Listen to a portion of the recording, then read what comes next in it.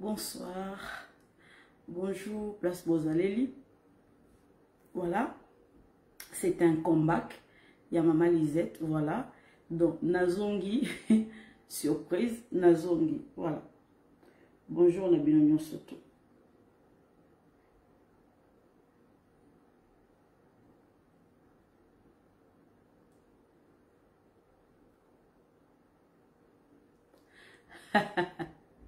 Surprise! Nous avons une surprise, les lots, hein? Bonsoir, bonsoir, bonsoir tout le monde. Surprise! Ah, Nazongi, Nazongi, Nazongi, Nazongi. Bonsoir, bonsoir, bonsoir, bonsoir. Surprise! Bon, partagez vidéo. Voilà. Donc, Nazan Abino Mokomalelo, na brossé bino, comment dirais-je, les infos, ce qui s'est passé hier. Et puis ce qui s'est passé aujourd'hui. Donc, beau partager vidéo.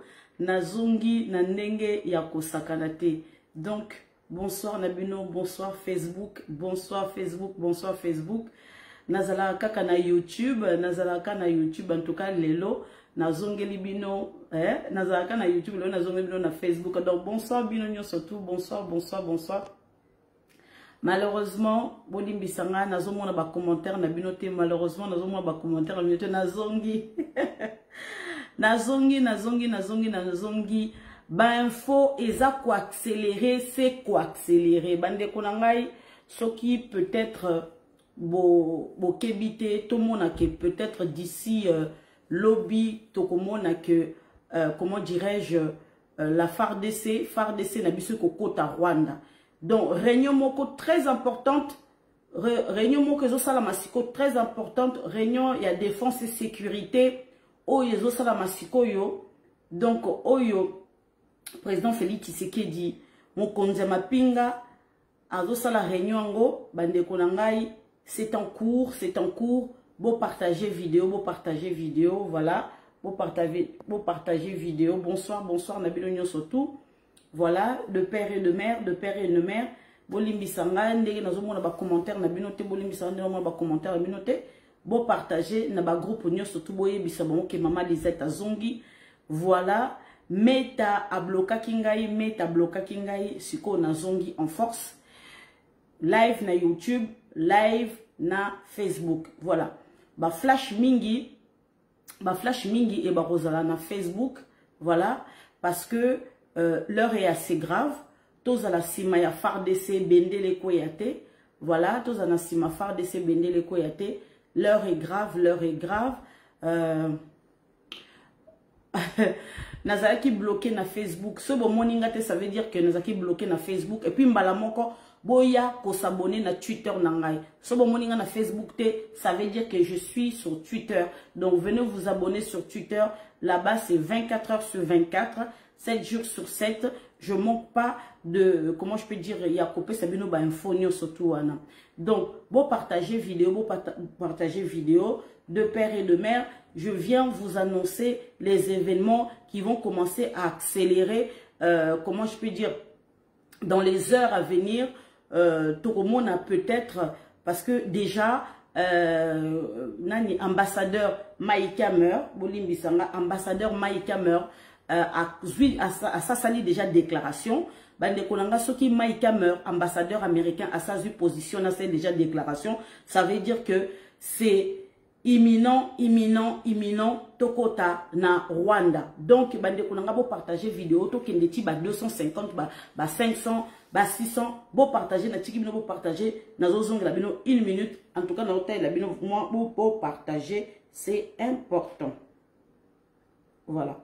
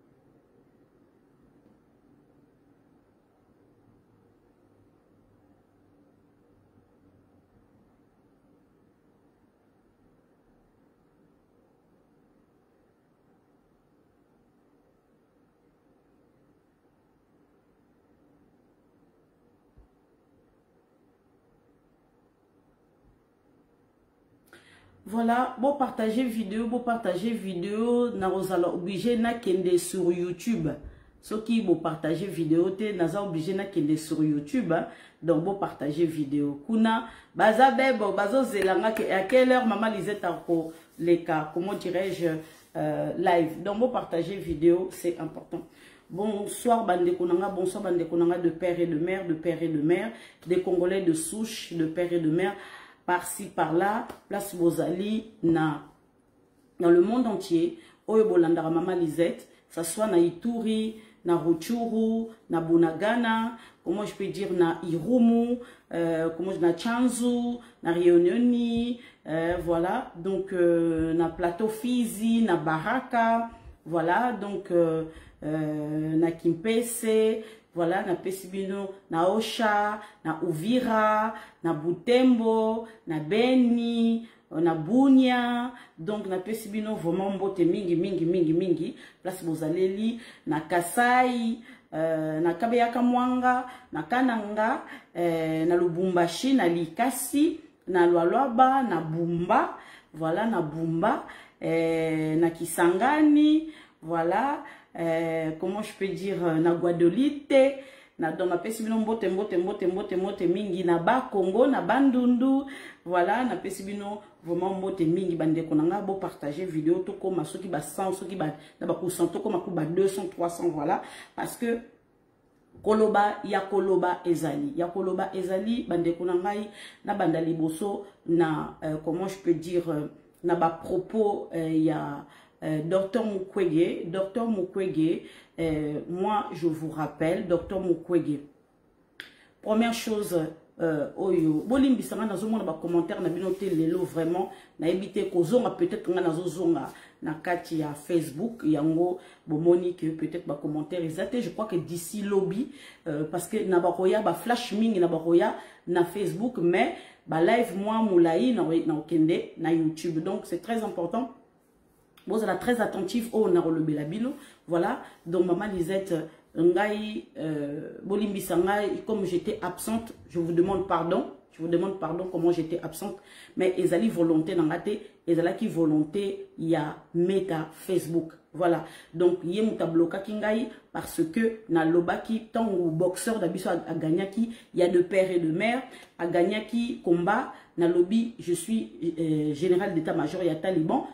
Facebook est bloqué à partir à donc il faut faire très attention so bolingi bokoma la bamindele so ki bolo ba mabena mindele bolo ba ona lingala mais so bozo ba ona français boye ba ke meta a ko bloquer binonga ba bloquer ngai pendant 1 mois et demi mais ma publication mususu na ba ko publier vraiment parce que ba bisi ba pesinga 2 mois il y a sursis donc comment dirais-je meta Boloko ya meta eleki ndolo na makasi. Donc bande konanga sans plus tarder tozoko ta vif sujet na biso na makambu oyo eli ezoleka na comment dirais-je na mboka na biso. Vous croyez que je suis pas au courant? Je suis au courant de ma communion surtout wana soki bokoki ko s'abonner na YouTube na comment je peux dire na YouTube nanga et puis na Twitter naza kuna 24 heures sur 24 7 jours sur 7 sur Twitter, voilà. Donc, bolanda kuna ba info vraiment, ba info kuna ezabebo na Twitter nanga. Voilà, ba bloquer na Facebook, bloquer na Twitter bolandinga kuna. Bo fungo la Twitter parce que na Twitter ba info ezali 24 heures sur 24, donc 7 jours sur 7. Donc ba info elanda na tak donc ba info na donc boko lemba ba info kuna sur Twitter. Na Facebook ezamwa modéré. Bon voilà. Sans plus tarder, tozoko ta vif sujet na biso na makambo oyo ezole kanaka chamboka. Bande konangai, je vous tire l'attention.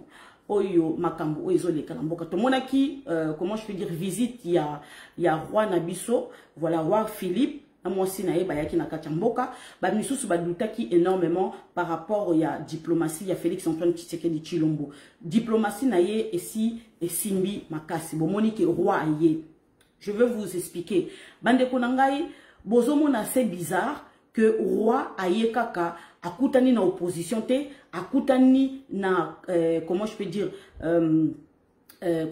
na ambongo te en sachant que la Belgique ezali pays moko vraiment chrétienne oyo batu mingi bakendara église kuna tu vois donc trop catholique côté na bango kuna donc que un roi aya na mboka na bino akutana na chef ya église te na omona nga c'est bizarre. Donc bolimbisa ngai namoni papa Firmin Koti, namoni longe mama René, namoni mama Fifi, namoni mama Agnès, namoni papa Oscar, namoni papa Aimé, namoni papa Aimé, namoni papa Aimé, namoni mama Donna, et nzambe mama Aimé kafinga namoni yo.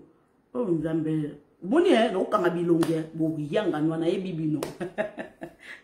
No boki mangate maga na omona bakombote na omona bilonge. Donc bref bande kunangai roi amoni cardinal Ambongo te amoni pe comment dirais-je amoni pe opposition te bandeko aketi Lubumbashi akeiti Lubumbashi ezalaka que un roi qui vient dans votre pays il peut rencontrer l'ancien président de la République donc Kabila akutanini na Kabila akutanini na cardinal Ambongo akutanini na comment dirais-je na opposition opposition nyonso na roi akutani na motute a préféré à que nous visiter na ye comment je peux dire le souk ya ba congolais donc na Maroc ba benga ka place ba te Kabila ba tombola boaka donc na souk donc na Maroc kuna mais a préféré à que nous visiter na ye ba mama na Maputa à que so mama Maputa pour na mwasi na ye ba cadeau o ko ba kozonga souvenir na bango tika mais aboy ko kuta na opposition. Donc ça veut dire que opposition ezate na kati ya Congo, ça veut dire que toza na cardinalité o yazo gérer église catholique. Mais tout le monde qui soirée mon président Félix Tshisekedi da salaki ezalaki soirée oyo monseigneur Utembi voilà de père et de mère monseigneur Utembi de père et de mère mais to zalaka na cardinal moko entre guillemets de père et de mère toyebi mamate toyebi famille toyebi kaka ba adopta kaka point barre. Donc voilà, donc tu évité ce journée to kutana mama naye, journée to kutana koko naye kota mama naye, donc tu évité village ni naya akoe la bisoka na parachute kaka ba to yambie to bikaka yewana cardinal Ambongo eza assez bizarre. Bande kolangai nazongi moi simamuke nazotu na cardinal Ambongo alobaki a reporter ceux qui peuple congolais ceux qui banani bazwa ki photo ya cardinal Mosengo tangazalaki na kata chambre. Vous vous rendez compte bande konangai cardinal Ambongo azalaki na kata chambre parce Mosengo azalaki entubé azalaki entre la vie et la mort de komona ke cardinal Ambongo atindi muto akokanga photo alobi ke oui bato bakangi photo wana akoporter bango plainte bande konanga pendant que ya azalaki wana na kata chambre wana après metaki muto bakanga photo donc jour muto akangaki photo cardinal Ambongo azalaki wana bande konanga botala mayele muki to kesiko na tarmac jour Ambongo jour Mosengo babaki ko évacuer mutango lisusu akangaki photo na kata chambre parce Mosengo azaki akangi sous na tarmac ye wana kaka soki cardinal Ambongo alobi était à reporter plainte à muto akangaki photo na tarmac pendant que yazaki na tarmac wana bande konangai quand tu t'approches na tarmac ba yebi qui donc bomoni ke cardinal Ambongo même en dehors de notre pays, même la Belgique suit la politique de notre pays. Bah, que cardinal Ambongo, aza bongo mouké loko la pois chiche. Donc voilà bande konanga. Ezali soni mingi pour salana cardinal Bongo asalaka soni. Donc il œuvre pour deux individus. Donc Moïse Katumbi na comment dirais-je nani Kabila. Donc voilà bande konanga eza soni mingi parce que roi a préféré à mon anaye, comment je peux dire, fleuve Congo, la majestueux, majestueux, fleuve Congo. Bon, fleuve Nabiso a préféré comme on a fleuve Nabiso a préféré comme on a maman Maputa, qui a que mon a ma fayoul ou ma opposition. Donc ça veut dire que roi a qualifié que était clair. Que ça la politique, que roi a lobé indirectement que la RDC n'a pas l'opposition. Voilà. Tomoni qui est un roi à Longwe Lubumbashi ake Bukavu aye ko palper yemoko sur le terrain ndenge na ebike na kimwana muke abanaki koleka koto na monique moka et baby complètement donc yemoko a palper na Lubumbashi ndenge Moïse Katumbi apia Lubumbashi a monique ba société na bango société kufa donc tout à refaire. Boye bisanga bateau ba boma Congo. Bokanisi roi qui le serré bango liboko. Non, pas du tout. Ata ba kotisa ki ba audience. Roi boko recevoir personne. Niet. Roi accueilli sans qu'on serrer la main na Kachebwe, azane Zambien, na Kabila, azanae Rwandais déguisé Katangé. Voilà. Bande konanga eloko nazoye bisabino lelo l'histoire nous apprend aujourd'hui que jour Monseigneur Fulgence Muteba basalaki réunion ya forum na Katanga le lundi dimanche après le lundi M23 a attaqué. C'est assez bizarre. Après leur réunion, M23 a attaqué. Faut pas confondre les vrais Katangais na Obaïela. Voilà. Donc, ma maman, de père et de mère, Mama Donna, donc, elle est katangaise pure de sang et de mère, de père katangaise. Voilà. Donc, Akoye Bisabino, Ndengeye a travaillé na Laurent Désiré Kabila, na l'administration Laurent Désiré Kabila, et zate ba oyo ba uta, ba vena, baya. Donc, au monde bango sikan. Voilà. Donc, bango, mutubaya, ba fabriquer bango ba komi pe koela Katanga ba de konangai ba vrai Katangais bango ba vrai Katangais franchement bango ba lo baraté mais ba obaya ba koma miklata bango moko ba koma ba Katangais. On se va se souvenir après forum ya Katanga M23 aye ko attaquer bato basala forum ya Katanga tilelo bakanga monoko balo barasu c'est l'autre côté bande konanga allez-y comprendre. Après forum na bango ba pesi soki ba résolution il faut biso écoute en assemblée nationale to votango to mettre en application donc et bango bande bala na entre bango bazo exiger ba vrai Katangais ne bozana ko to zubino en otage donc bito bala na entre biso na biso ba Katangais donc to tia ba loi na biso to tia ba tribunal na biso boye et passera sous l'assemblée nationale sous te bazo exiger ce ko bazo zosko yo les Katangais, les vrais Katangais de père et de mère, comme ma maman Donna, en otage. En tout cas, Bolimbisanga est marcheté. Une semaine après forum, il y a Katanga M23 a attaqué Bisso. Tant que va se séparer le dimanche, le lundi matin, M23 Rwanda a attaqué ma position, il y a FARDC. Allez-y comprendre. Voilà, réunion on a forum, on a Isalaki Pona, Nini. Voilà, il faut le savoir aujourd'hui, nous sommes en guerre. Tant que nous avons dénoncé que nous sommes en guerre avec le Rwanda, communauté internationale, donc, à fur et à mesure, voyez Congolais comme côté les ma petit à petit, voilà, moi-même, Lisette, général d'état-major des talibans, de père et de mère, voilà, je m'assume, je proclame et je déclare. Voilà. Donc, biso na kata Twitter, totie lumbe mouete na ambassadeur européen Jean-Marc Le Châtaignier, totie sozo tchabango lumbe mouete. Bande konanga Peter Fan boyebiye mukuse wana oyazali envoyé spécial États-Unis azali d'origine vietnamien ayaki comment je peux dire na Congo yi azaki ne pour la balkanisation il y a Congo voilà donc yé tango ba M23 ba attaquer biso aye ko komana kata Twitter ke o yazo soutenir ne Rwanda il faut Congo na Rwanda ba dialoguer bande konangai jour wana Peter Fan à connaître colère, il y a peuple congolais sur Twitter. Bande konanga, il y a eu 3000 messages. Oh, télé là qui est à niveau moko. Tilelo, le lendemain, Peter Fan a eu pour s'excuser. Oh, vous m'avez mal compris. Non, on t'a bien compris parce que Africell, Ezali, moko, il y a, comment je peux dire, communication, il y a, message Zoya Africell ezali ya Peter Fan mais serveur nango ezali bato ba utilisera ba puce ya Africell boye barake serveur nango eza na Rwanda. Non, il faut pas consommer les puces du téléphone de Africell parce que ezali ya Peter Fan donc azo fournir comment je peux dire mbongo bino ba congolais bozo somba mbongo ezo kende na Rwanda donc bobo côté plus il y a Africell, je vous le dis.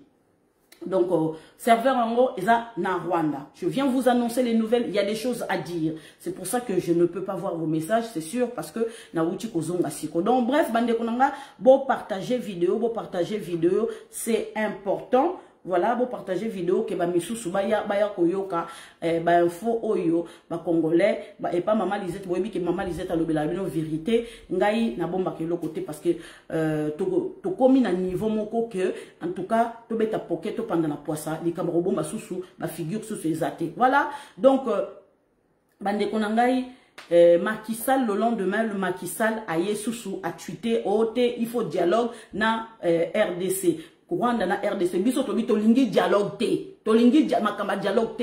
Le lendemain, Macky Sall a salobi, bon, j'ai appelé, comment je peux dire, mon homologue, Félix Antoine Tshisekedi Tshilombo, et puis mon homologue, Paul Kagame. Donc, bato solo la, ba pesi maboko wango, na lisolango dialogue wango, na maboko ya Lorenzo. Donc, Lorenzo a pris part de cette dialogue-là.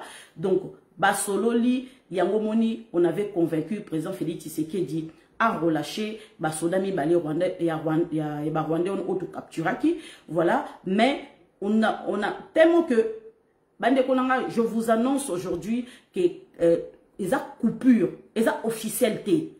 En tout cas, les câbles diplomates dont on entre la diplomatie entre Rwanda Nabiso et Katana, pas officiellement, mais ils a Katana. Preuve année, je vous dis, je vais vous répéter, preuve année, parce que ceux qui, bah, câble diplomatique et katana quitté, hein, ce câble diplomatique et katana quitté, n'etozu, bah, 2 soldats rwandais, wana, te remettre, bango, na frontière entre Rwanda, na biso. Mais ceux qui tozu, bah, soldats na mibale, tozu, to pesi bango, na Lorenzo, kuna na Luanda, nani, ceux qui chef d'état-major na bango, ake na Luanda, ake no gozwa, bah, soldats na mibale, ça veut dire que la diplomatie entre nous et Rwanda, en tout cas, pour l'instant, officiellement, nan balobiangote menacé et c'est katané. Et ose la kaka, ba komaka papier balobango officiellement. Et le robino boso comprendre politique ya Tshilombo te. Bon, finga Tshilombo bo lemba, mais en tout cas, diplomatie ya Tshilombo. L'heure nde nazo so na bino boy. Nde nazo so na bino boy. Réunion eza kosama d'urgence. Réunion eza kosama d'urgence. Le Conseil de défense et sécurité. Il y a un moment où mbango sobo yoki soki kasongaleki na RTNC ba pesi déclaration oh soki boyoki président Yemoko aye koloba a pesi déclaration donc on va rentrer en guerre sans plus tarder. Dans mon photo à maman nanga, dans mon photo à Disha de père et de mère. Non mon ba photo bato non mon ba commentaire te mais na mon ba photo na bino. Donc bref bande konanga. Donc, besoin a besoin beaucoup d'infos, besoin a besoin beaucoup de blablabla, voilà. Donc blablabla les anasuka. Donc j'espère que Facebook Meta, on peut s'en bas commentaire à bâtonner surtout au bas saluer en tout cas dans saluer bino le sako. Donc voilà, bande konangai, l'heure est assez grave. La diplomatie du président Félix Tshisekedi est foutue énormément parce que tout le monde dit que, comment dirais-je, sénateur américain plutôt, télémi, maman, Rachel na moniepe. Tout le monde dit, sénateur américain, télémi, c'était pour la première fois, sénateur américain, téléma qui, dans le mois de mai, début mai, lobby était que, on est en train de soupçonner que Rwanda a attaqué Congo. Donc, on les a fait la première fois. Ils ont 2 sénateurs, ils avaient alarmé, comment qu'ils ont sur Twitter, et puis dans les cas qui live sur YouTube, sur YouTube,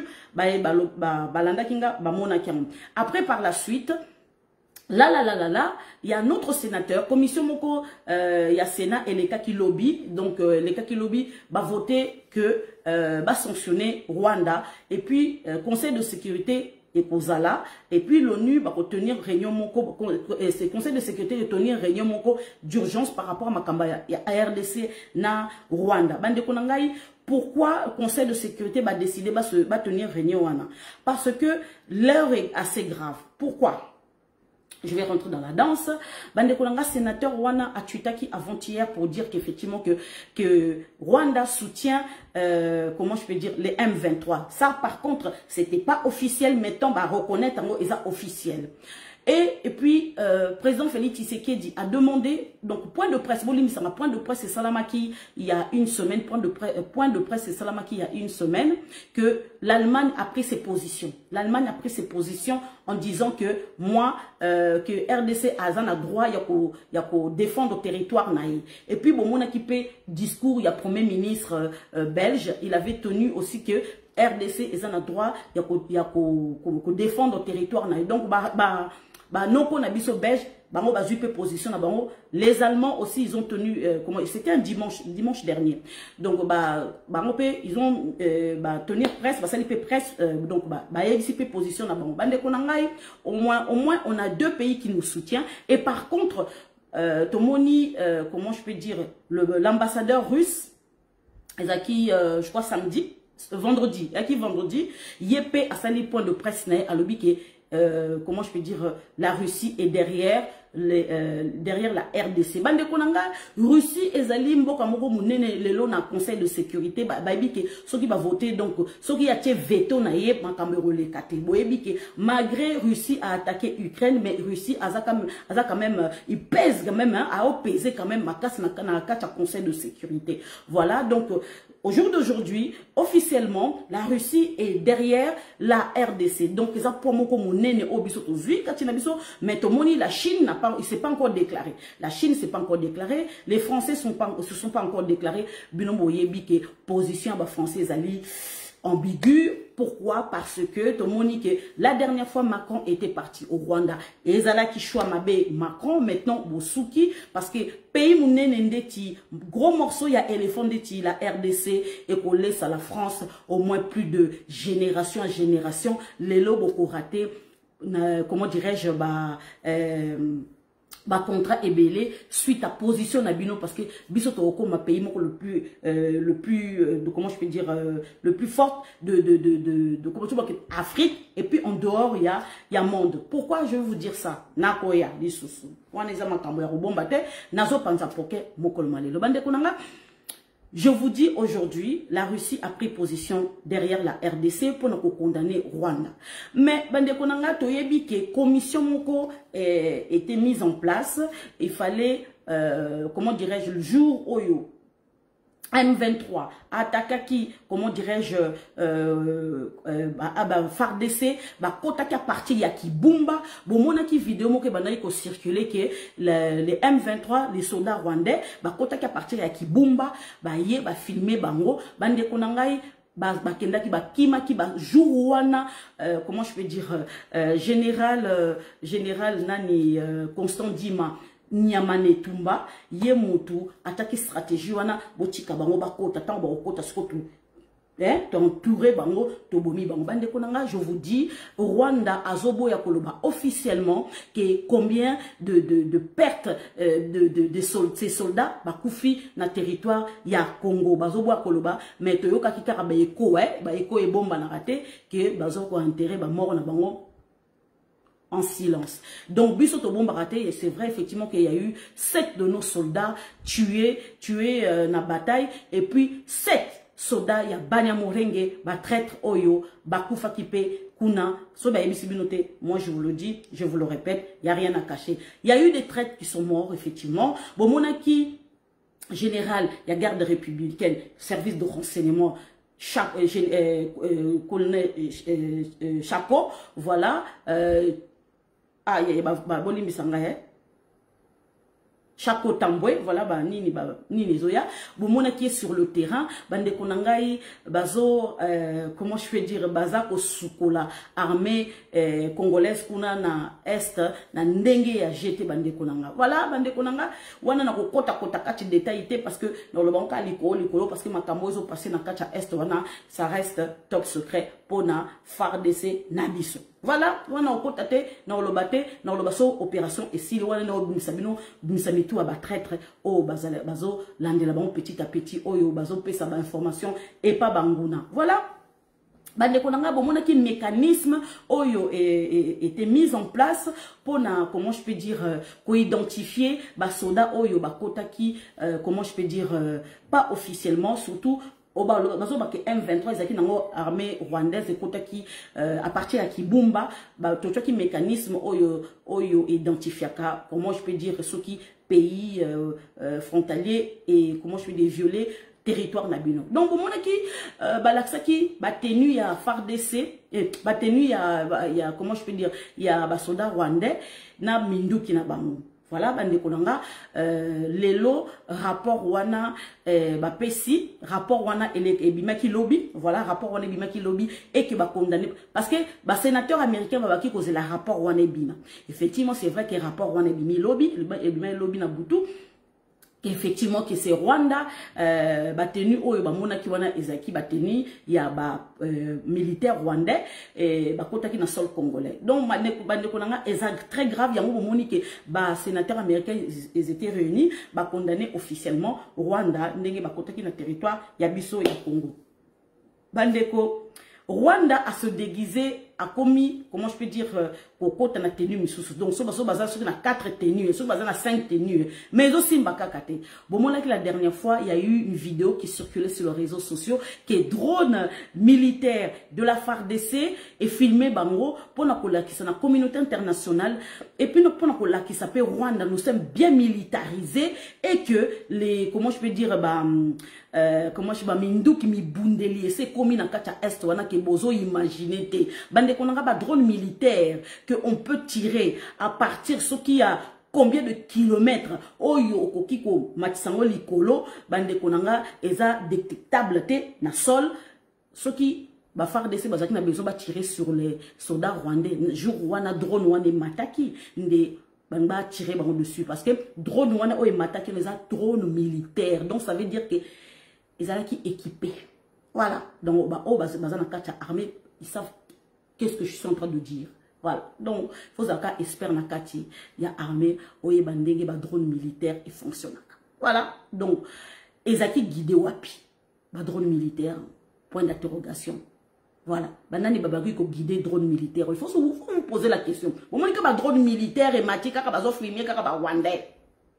Ba soldat rwandais. Vous vous posez pas la question? Que drone wana babaki ko guider moi partir tout. C'est ça la question qu'on devait se poser. Banani babanaki ko guider drone militaire pour ba filmer ndenge ba soda rwandais baza ko kota.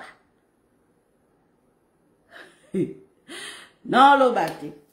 Passons à autre chose. Voilà donc l'élo officiellement nani comment je peux dire avant que comment je peux dire Maïka meurt à Kende ambassadeur Moussoussa pour remplacer a lobby officiellement que je condamne comment je peux dire toyebi que Rwanda azana sima ya M23 bande konanga soki boyoki ke ba américain au jour d'aujourd'hui ke bazo condamner Rwanda ke ba monte bazana sima M23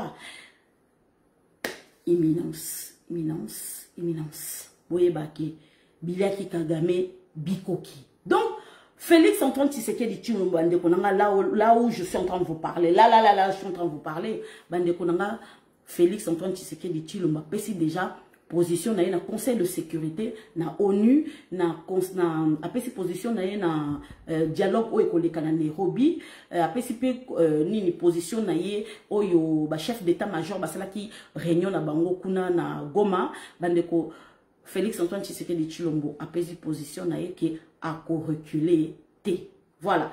Donc, là où je suis en train de vous parler, Félix a dit que Félix, oh, azo yamba un téléphone, calme-toi.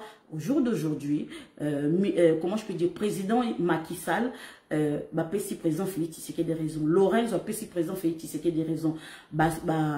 Russe, belge, allemand, conseil de sécurité, n'a cessé, président Félix Tshisekedi des raisons. L'ONU, président Félix Tshisekedi des raisons. Voilà, bande konanga, donc président Félix Tshisekedi président sur raison, tant au Sénat, bon non le bagnon surtout tant au Sénat américain est voté déjà et condamné déjà pays wana, ça veut dire que aval et puis c'est le président Félix Tshisekedi c'est pas pour eux tant bazui réunion wana basali réunion wana lobby et que lelo Maïka meurt à sali point de presse à lobby ango et que président Félix Tshisekedi en ce moment réunion est en cours il y a conseil défense et sécurité dans les heures à venir, tu as évité d'éclater,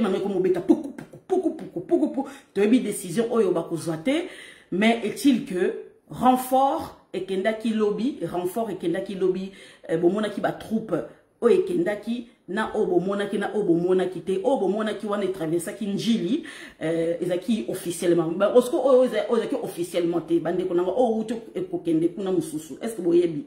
Voilà. Bande konangai, bo lobate ke, comment je peux dire, je parle par rapport, il y a Dr Mukwege. Je parle par rapport à Dr Mukwege. Bande konanga, je vais vous révéler les choses aujourd'hui. Nazongi moi sima, après Naroloba Mino Makamuni nous ont passé en ce moment. Je vais vous dire quelque chose.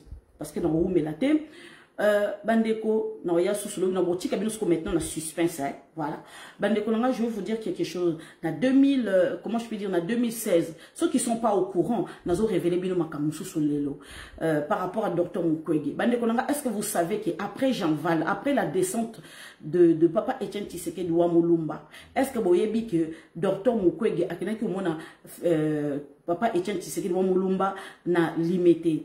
Donc aye kozwa ayaki komona papa Etienne Tshisekedi bon na boaki na koloba bino mais lelo eleki siko photo bisa la vérité voilà donc ngai ba yebsa ngana lobate so ba bino na lobate na lobite mais so ba bino na loba na loba voilà donc officiellement Dr Mukwege akina komona papa Etienne Tshisekedi wa Mulumba ezaki na 2016 na mois de septembre parce que tu as dit que papa Etienne Tshisekedi wa Mulumba akitaki na mois de juillet donc Dr Mukwege akimona papa Etienne Tshisekedi wa Mulumba na limité donc ayaki pour se tenir comment je peux dire température na dialogue oyo et koleka na 5 ans alingaki a participé je sais pas qu'est-ce que papa Etienne Tshisekedi wa Mulumba a yebisaki mais Dr Mukwege a bien fait une déclaration que naïe pour soutenir donc au dialogue on a peine à dialogue on a bah écarta qui est bah biosa médecin continue toujours hein, comment je peux dire coopérer bah moi c'est pas patient nayo bande konanga papa Etienne Tshisekedi boyebi ke ya lo bakane lo côté ayoki asimindela ke ya alobi na ndenge nayi voilà Dr Mukwege bande konanga il faut boyeba que c'est quelqu'un qui est formé par les Français voilà c'est quelqu'un qui est formé par les Français pour azwa pouvoir pour la transition n'ingaro salama na Mosengo na professeur Mbelo na Dr Mukwege. Dr Mukwege on l'avait mis en avant lamba qui est déjà tango ndenge papa Etienne Tshisekedi wa Mulumba kitaki bacha comment je peux dire ndeti Dr Mukwege à opposition il y a papa Etienne Tshisekedi wa Mulumba aïe ba secret na baronyo surtout mais papa Etienne Tshisekedi wa Mulumba boyebi a fongola jamais porte na yena modèle wana donc aïe déjà qui était Dr Mukwege donc boyebi sangai entre le père et le fils Etienne Tshisekedi wa Mulumba bande konangai bayebi déjà qui est Dr Mukwege bon bref bande konanga dans le passé je vous le répète encore dans le passé na laksabino li kambomoko ezali très important bobo sanate bolembisangai nazu message moko dans le passé bande konangai je vous le répète encore voilà dans le passé docteur Gilgo voilà dans le passé oba yebi docteur Oyo Obayebi docteur Oyo Zalaki na 2017 dans le passé docteur Gigo azalaka gynécologue na comment je na Kasenga dans hôpital ya Uvira voilà zalaka gynécologue voilà photo na yangoyo akufaka par balle. Docteur Gilgo, c'est quelqu'un qui était gynécologue qui réparait les femmes. Voilà, c'est quelqu'un qui réparait les femmes. Basi babaki ko wute pai ne pai ye monta abaki ko tinda voiture na ye soki moi bus moko moke banaki ko kozwa basi o babaki ko comment je peux dire o babaki violé. Donc bande konanga problème ezalaki entre docteur Mukwege na docteur Nabiso Gilgo oyo yeyo faut boyeba et c'est là qui couteau tiré parce que c'est quelqu'un qui considérait Dr Mukwege comme son père. Voilà, bande konanga à partir il y a ko Dr Mukwege tant a opéré ba maman bande ko baeko et salama ki effectivement que Dr Mukwege a banaki kolongola ba organe ya ba maman ba ki ko tindango comment dirais-je na Europe parce que le wana maman moko azana ngo pe vidéo mususu ezali Dr Mukwege ayebi ke akozala inculpé bande konanga dans les années à venir bokanga vidéo o ngam nazo yebisa bino bokanga botindela yebo yebisa bande konanga docteur Oyo amona ki trafic oyo docteur Mukwege abanaki kosala ya kolongola ba organe ya ba mama na biso pe ya bala na biso o bazaki violé voilà ya kotinda en Europe yango bomonaki ke bapesa ki prix Nobel de la paix mutanga zo prix Nobel de la paix ya ko réparer basi mutabaki ko réparer basi ezalaki nde docteur Jigo Yeyo bande konanga bokende koluka nani docteur Oyo na Uvira qui était docteur Jigo Azaki gynécologue na Uvira bande ko tant docteur Mukwege waye ba ke mutoyo ba mindele ba ya ko découvrir que yem ta réparaka basi bandeko batie suko sur écoute tant batie sur écoute donc bazola qui c'est effectivement que gouvernement il y a comment je peux dire il y a Kabila personnellement azo menacé yo parce que ozali comment je peux dire ozali menace makasi bandeko nangai docteur Oyo ayebiata armete ayebiata comment je peux kobomata soki kobomata nini surité ayebi amemata arme mon côté à cause de la danger ya nini yem tazali azalaka gynécologue mutazalaka gynécologue ayebi kuba def na luta ayebi kutu M23 tayebi à cause de la danger ya nini yem tazo réparer basi docteur Mukwege amoni ke Panzi ezalaki mukie aso rallier hôpital la Panzi na hôpital la docteur wana siko bana ko flatter bane ko petit à petit ngam nazo yebisa bino histoire parce que famille na yepesinga autorisation na ko yebisa bino na ko bomba te na ko panza na poisson bande ko ngai nazo kende malembe tango ba ko faire croire ke Kabila ko boma yo yesko mituni eloko nini nga na sali bande ko docteur Oyo vraiment à ça la vidéo peu à ça la ba audio à bomba azolo bake azaki menacé bokende bo retourner na 2017 botala politique.cd actualité.cd 7 sur 7 botala comment je article Oyo 7 sur 7 à comment pour na docteur Oyo balobaki kazalaki menacé or kazaki menacé na nini azaki menacé na nini docteur Mukwege sengi ke au lieu ba tchela ye la Monesco ya préféré bachela ye ma policier bande ko ba policier wana bazo accompagner docteur par-ci par-là or que ba policier wana bango baza ba infiltré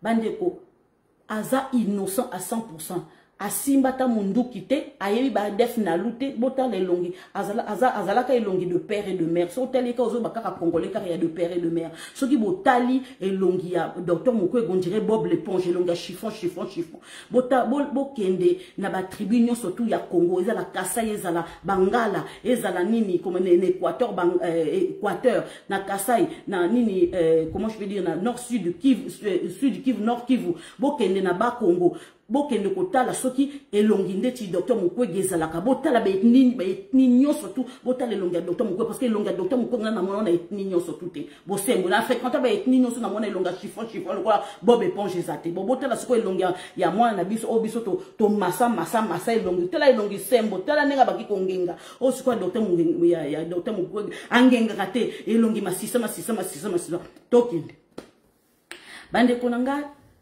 ba ekopesa yesikoyo ba policier na ba ki surveiller bazo faire croire que ye aza menace pona gouvernement ya Congo asala nini asala rébellion asala soki nini mutazane gynécologue bino bozo ba ki aza menace azaka menace te abaki réparer basi docteur Mukwege yoki ke ba comment je communauté internationale et ko ya ko visiter Panzi bandeko ya s'accaparer que yemtu a réparer kabasi donc yebisa bino pourquoi ye a s'accaparer yemta ba réparer azo réparer basi bandeko nangai Panzi ezali ONG est-ce que boyeba bandeko est-ce que bomona place guerre ezali ba ONG nyonso evanda kuna na Nord Kivu bomona na Sud Kivu, na Uvira, na Butembo, na Bunya, na Irumu, na Ruchuru, na Baraka, na Plateau Fizi, na Rionyoni, na Chanzu. Ba ONG evanda kuna, allez-y comprendre. Tout le monde a ba ONG kuna te, na Kasai, na ba Congo, na Équateur, bazalaka te.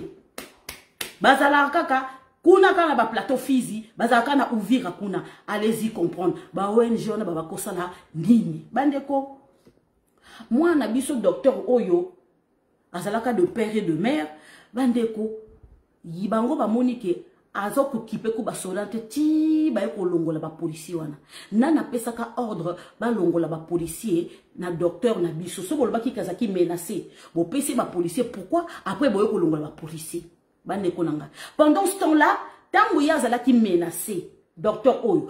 Tant que Yazala qui menacé, bah pesa qui va policier. Mais docteur Mukwege, bah pesa Monesco. Bah pesa Monesco est protégé. Bande konangaye. Toyebi ke régime Oyo uti koleka ya Kabila, ezaki régime ko menaçant. Et banaki ko boma ba opposition. Et banaki ko boma ba population. Et banaki ko armée ba rebelle. Bon siko boye bisangai. Docteur Mukwege. Na era Kabila dictature. Répression ezaki makasi. Baba kiko boma sou kaka olobi mabe ya Kabila, olobi mabe ya gouvernement wa landelo babomi famille no mobimba. Boye bisangai. Na era ya Kabila, Docteur Mukwege a opéré basi wana nyonso. Ndele ya lobaki. Après ça qui témoignage pas bamendele. A opéré basi wana nyonso. Soki na 20 ans ya Kabila a opéré sans être inquiété. À cause je suis menacé, mais il est vivant. Mais par contre, lui, il n'était pas menacé, mais il est mort. Allez-y comprendre. Mais moi, nanabiso baki ko benga Docteur Mukwege papa. Bon ndenge nini bo bomiye botiki Docteur Mukwege. Bande konangai. Toke malembe. Bande ko ba retirer ba soda, Tant ba retirer ba soda. Toyebite banani. Soki ba mbosha banani. Soki banani soki ba ko bomaye. Toyebite. Ndege ba kotaka, ndege ba yebaka ndaku na ye. Toyebite. Nana pesa adresse ne. Toyebite. Gouverneur ya Rovira. Tangu babetaka ye masasi akufaka te na butu wana akembangu bamemie mbangu bamemie na hôpital Panzi place iskoyo aye kokufa bandeko il était vivant docteur na il était vivant koma ya komi na Panzi reba soigner ye docteur ya biso aye kokufa ye docteur Mukwege wana siko aza kokwakula enterrement bandeko docteur Mukwege asengaka autopsie tanga kufi le na butu le lendemain cimetière allez-y comprendre tanga kufi na butu le lendemain cimetière autopsie ba famille basengi autopsie ti lelo résultat ikeleve na époque wana na 2017 bandeko likamo na oyebisa bino na okosa bino te bokeno koluka bozongela po bino ba congolais bozaka la mémoire courte nga mama Lisette naza déjà ba article boyebi na époque wana ngana na baki ko pupula côté publication oyo na oswa na bino eza deuxième compte na premier compte na ngai batu ya PPRD ba blokango ba benga kuna za ki terroriste na époque wana kaka na 2016 ngai bata PPRD ba benga ngai na zaki terroriste ba bloka compte na fungoli compte compte na zo sala ya Facebook eza compte na fungola ko na 2016 na compte libosé zaki na 2010 ba lobi na za terroriste parce que baki ko publier biloko bien na ba soso ya kati bandeko soki na zana ba nouvelle sona zo yebisa bino ba nouvelle ya docteur oyo boli bisanga na docteur na biso oyo parce que ma solo e bimakalate ma solo e bimakalate na mort ya docteur na biso Gilgo asala na hôpital ya Uvira ngana obimisa bino poke na panzana na ngai na bomba ngelo kote bande ko nga docteur aye kokufa autopsie et quel éveil baboy ko sala et pas docteur Mukwege asengi kutu autopsie rien elle tika bongo. Gouverneur a lobby, oui, banquette pour Salama, en tout cas, on va arrêter les concernés, nanana, maman, patata, patata. Bandeko.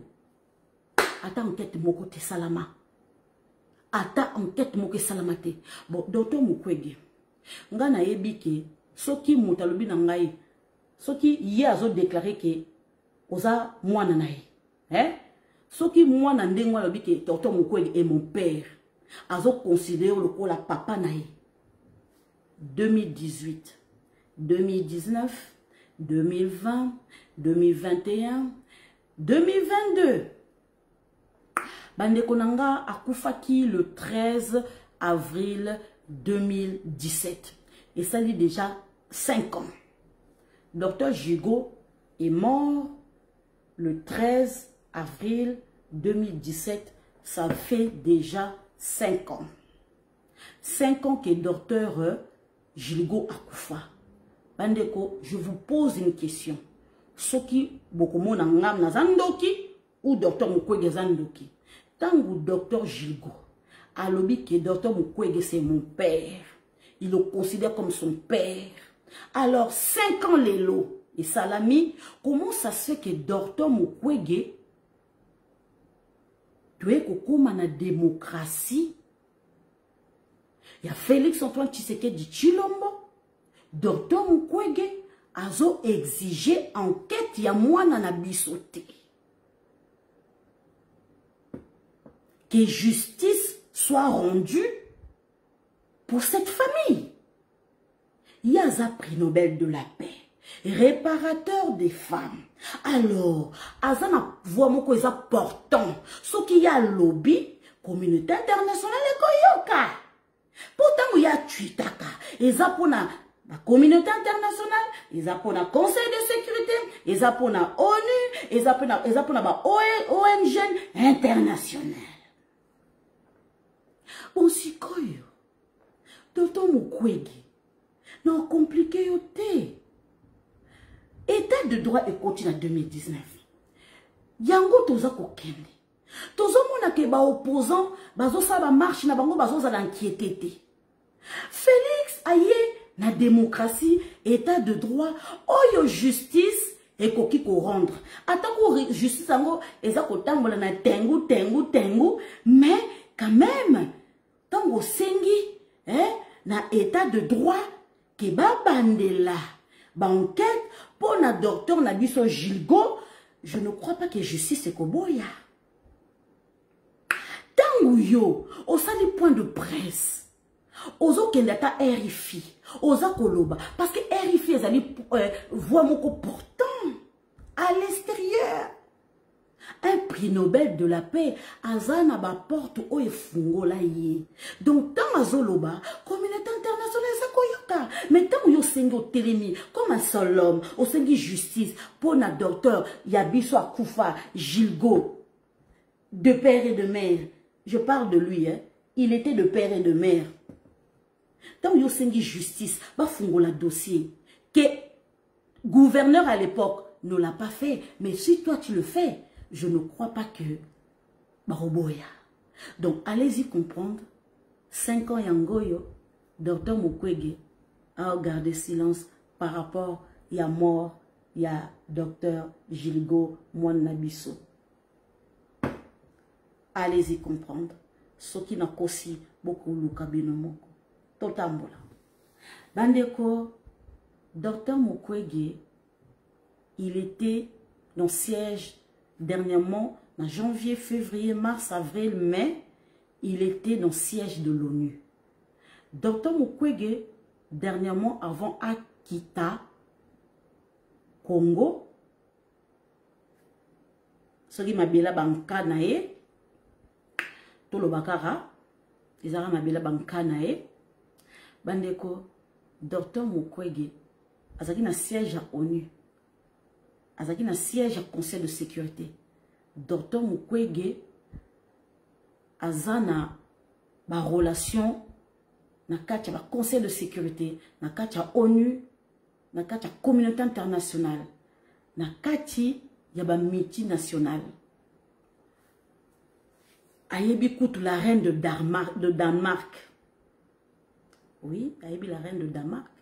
Puis ezal na Oslo ba pesa qui est prix Nobel de la paix. Bandeko, jour ba pesa qui docteur Mukwege, prix Nobel de la paix. Bandeko, vous comprendre qui avait accompagné docteur Mukwege na Oslo. Ah oui, Louis Michel en personne. Ah oui. Allez-y comprendre qui est docteur Mukwege. Louis Michel en personne, azo accompagné docteur Mukwege. Boye entre docteur Mukwege et Louis Michel, qu'est-ce qu'il y a à voir? Histoire nini? Allez-y comprendre. Congolais, fungola bulko ozoaide. Ah, Congolais. Baba na ko buba yo au peuple ndeni. Bande konanga, Dr Mukwege était à l'ONU avant que Conseil de sécurité et l'OBA. Et ça, la réunion est condamnée. Et l'OBA qui dit non, il faut vous dialoguer entre Rwanda et RDC. Mais Dr Mukwege était là-bas. Dr Mukwege a condamné ouvertement le Rwanda. A condamné ouvertement Kagame. A pointé le doigt Rwanda na Kagame. Parce que voyez Dr Mukwege. Et ça, voit moko portant. Hey, pour na biso ba Congolais, la communauté internationale. Alors, Dr Mukwege a sali angote, a lobé le côté, a kangi monoko a suyango, on dirait muta uto lia pondu, on dirait zobanga ke mafute tikala, a kiti na ye Congo. Kokita ya kitine Congo, aye, avandi, azo observé, a monique, na bandande nini, na lo bandande nini, a condamné état de siège, oh, bolongo la état de siège, baza koboma biso, baza koboma biso, baza koboma biso. Mais, Dr Mukwege, dans l'époque, il y a Kabila, on tuait les gens tous les jours, mais tu ne donnais pas les chiffres, n'est-ce pas? Dr Mukwege, est-ce que tu sais que la société civile de Bunia, Butembu, ya Nord Kivu Kuna, baza ba Kodeko, baza ba comment les Kodeko, ba ADF nalo. Est-ce que ça par contre tu n'as jamais condamné, mais pourtant tu sais. Mais Dr Mukwege, est-ce que que kuna na Nord Kivu Kuna bat balinga côté parce que ba yebi ba jeune ayo. Et ça, quand biso ba Congolais, toza misika, et to yebite, toza na foi ya kondima yo te, toza pris le de la paix, potika ye, toza de la côté, toza innocent. Mais ba oba vandi kuna Nord Kivu, na Bunia, na Rutshuru, na Uvira, na Baraka, na Chanzu, na Irumu, mais ba yebi yo bien, ba yebi ba trafic na yo illicite, yo salaka. Dr Mukwege.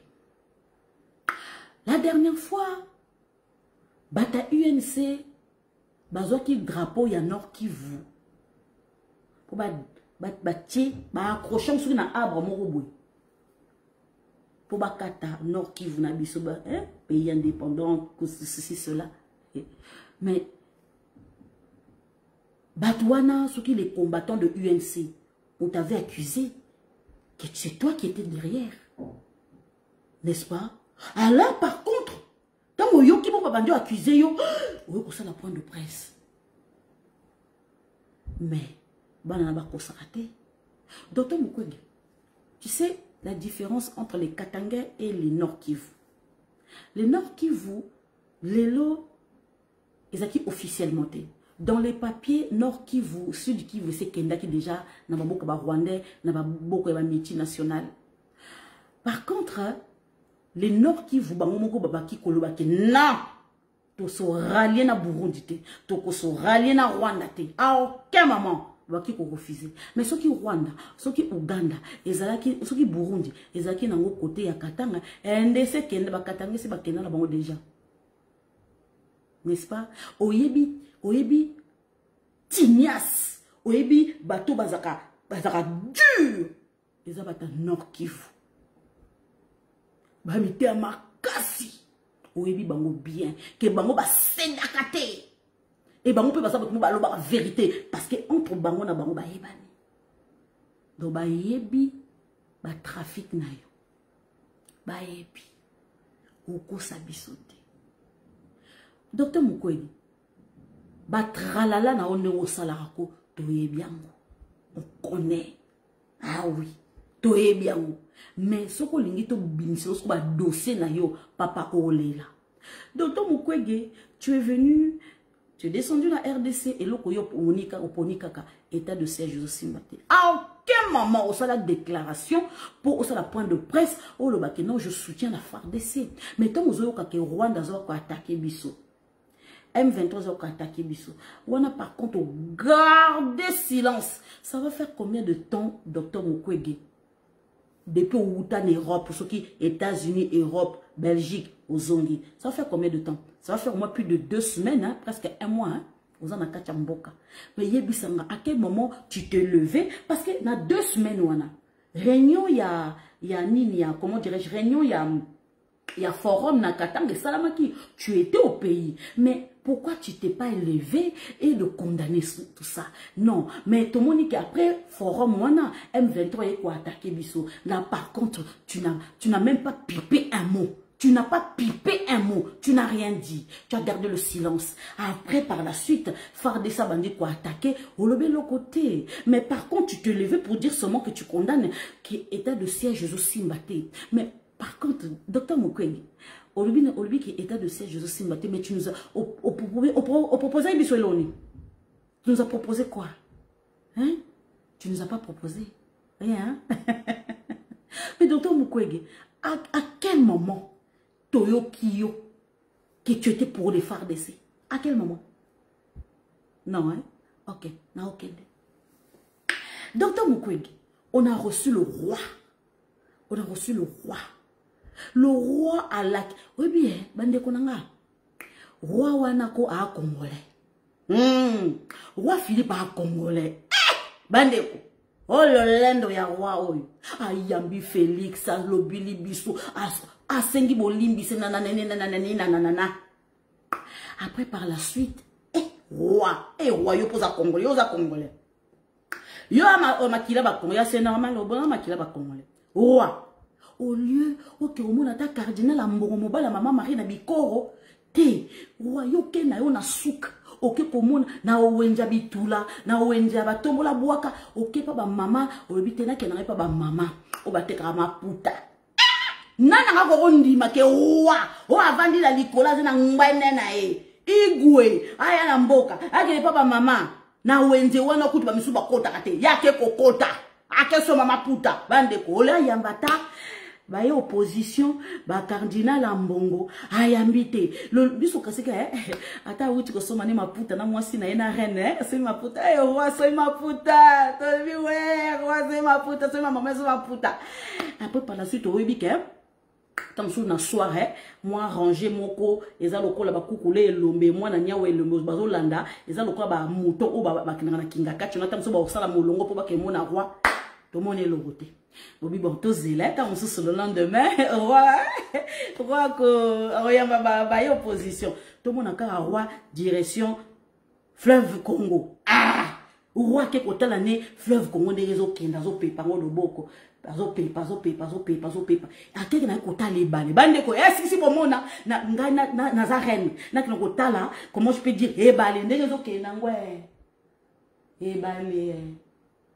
ebale salibo ebale kebo ana mwasi na paysage ebale bakina mokota lebale ngabi to espérer karaté to zela kaka to zela to mako lendemain ake Lubumbashi to bi ta mususu Lubumbashi kuna oyamba ba opposition akiti ayami bakatombi toka ipe Kabila zo la bilanga kuna ya maïs potolia na hiver oyo yepa yambiete bande kona asali 2 jours kuna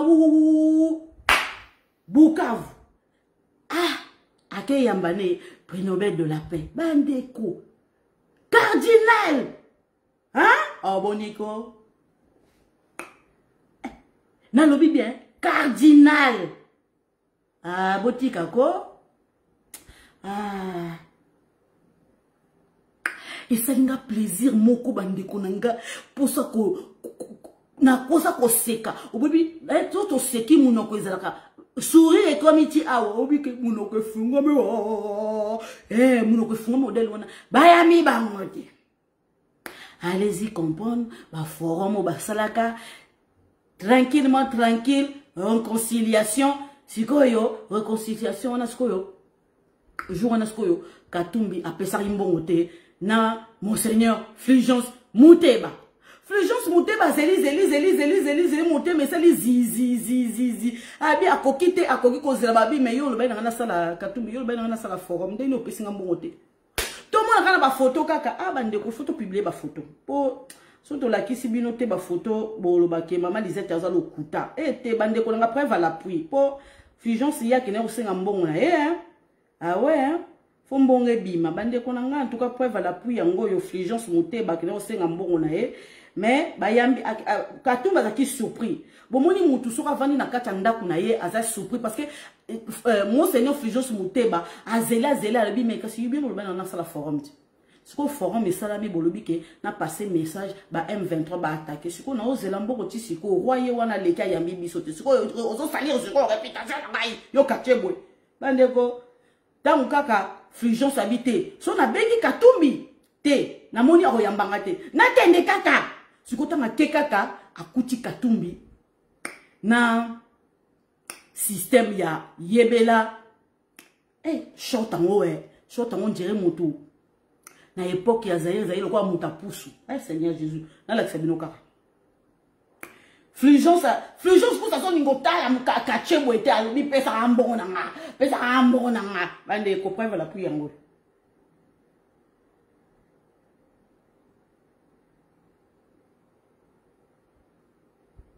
Bande ko li papa oyo Katumbi alati za li papa to kena ba plage.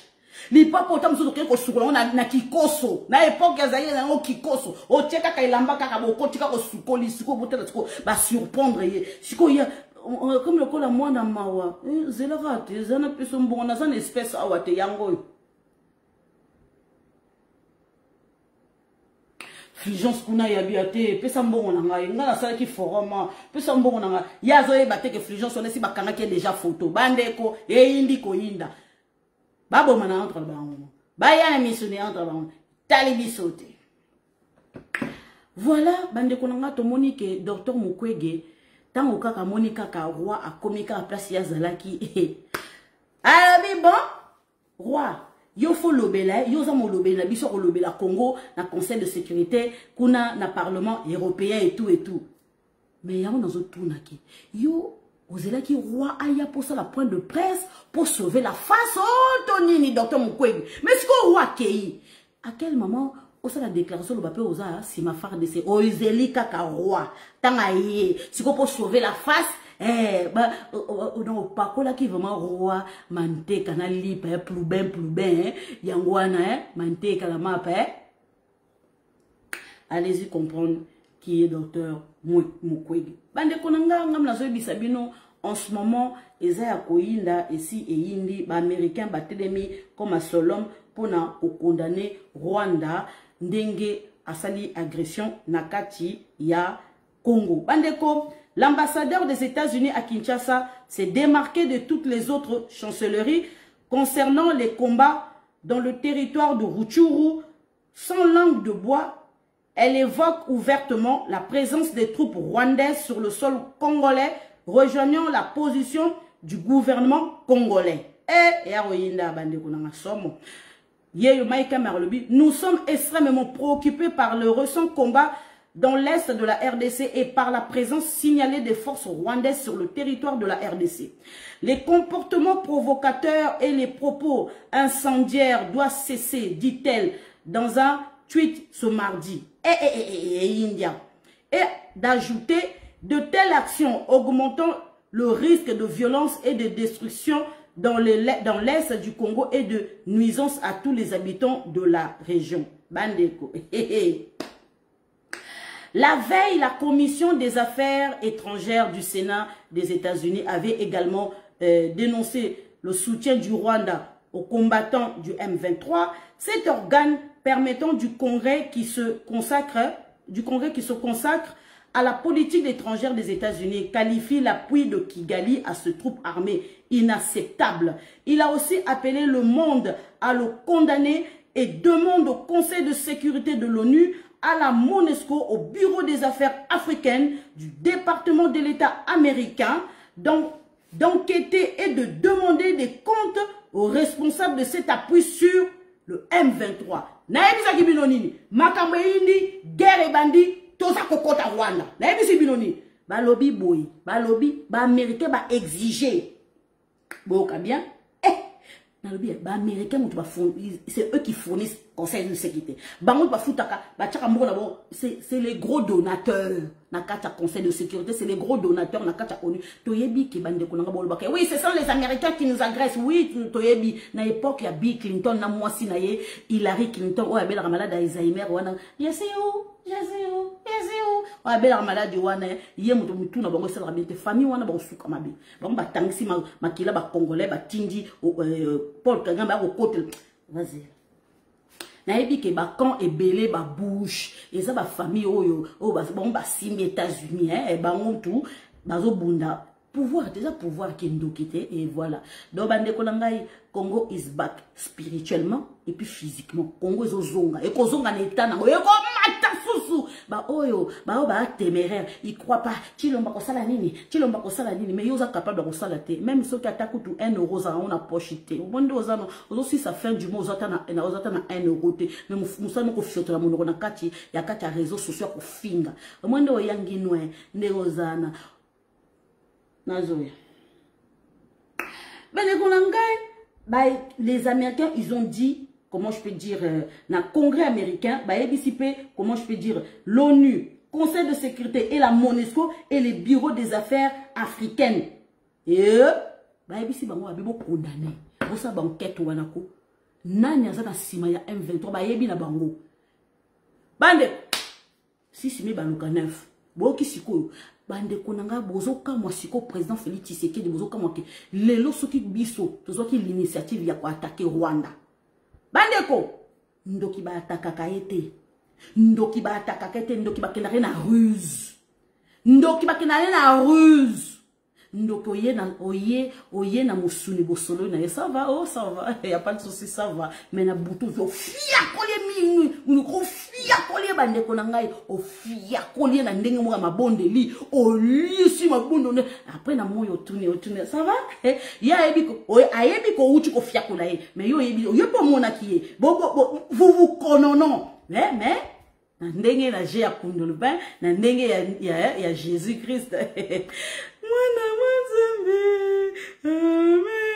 oui, c'est bon. N'est pas na Rwanda. Ce bon to landa ki Rwanda. Ndé bazo ba boy ko attaquer biso. Boy ko kota Rwanda. Ceux qui peut président Félix Tshisekedi avait tombé dans leur piège bande konanga le président Félix Tshisekedi le londe tozo za bilelo na bilelo. Ne Rwanda zo ba ouais, mais au jour d'aujourd'hui lelo ba pays nyo surtout ba comme opposition na bango vis-à-vis ya RDC. Ah, Félix Antoine Tshisekedi Tshilombo, moi na maele. Bande konanga boli misanga, il y a ma soeur qui est rentrée. Namoni maman d'État, joyeux anniversaire. Botama et l'amour, bisous nazala kite na wutu kozonga. Voilà ba bloka kinga pas meta parce que blocus il y a meta et l'équipe prison il y a ndolo na musika. Je te souhaite joyeux anniversaire ma chérie. Je sais que tu es tout le temps en train de me partager, mais aujourd'hui il fallait le voir publiquement. Maman Lisette il tient à ses sœurs de père et de mère parce que là il vous a de père et de mère et j'aime maman René, bisous maman, courage, même ceux qui n'ont quitté n'azana simanao, courage maman naebi qui au koufeli batou mingi, mais courage kakamaka maman, le plaisir de père et de mère. En tout cas maman la René, je t'embrasse très fort. Je m'embrasse aussi ma maman Annie de père et de mère, maman Société, maman Véro na Afrique ici na moni de père et de mère, maman Fifi pe na monio de père et de mère, maman Odito pe na monio de père et de mère.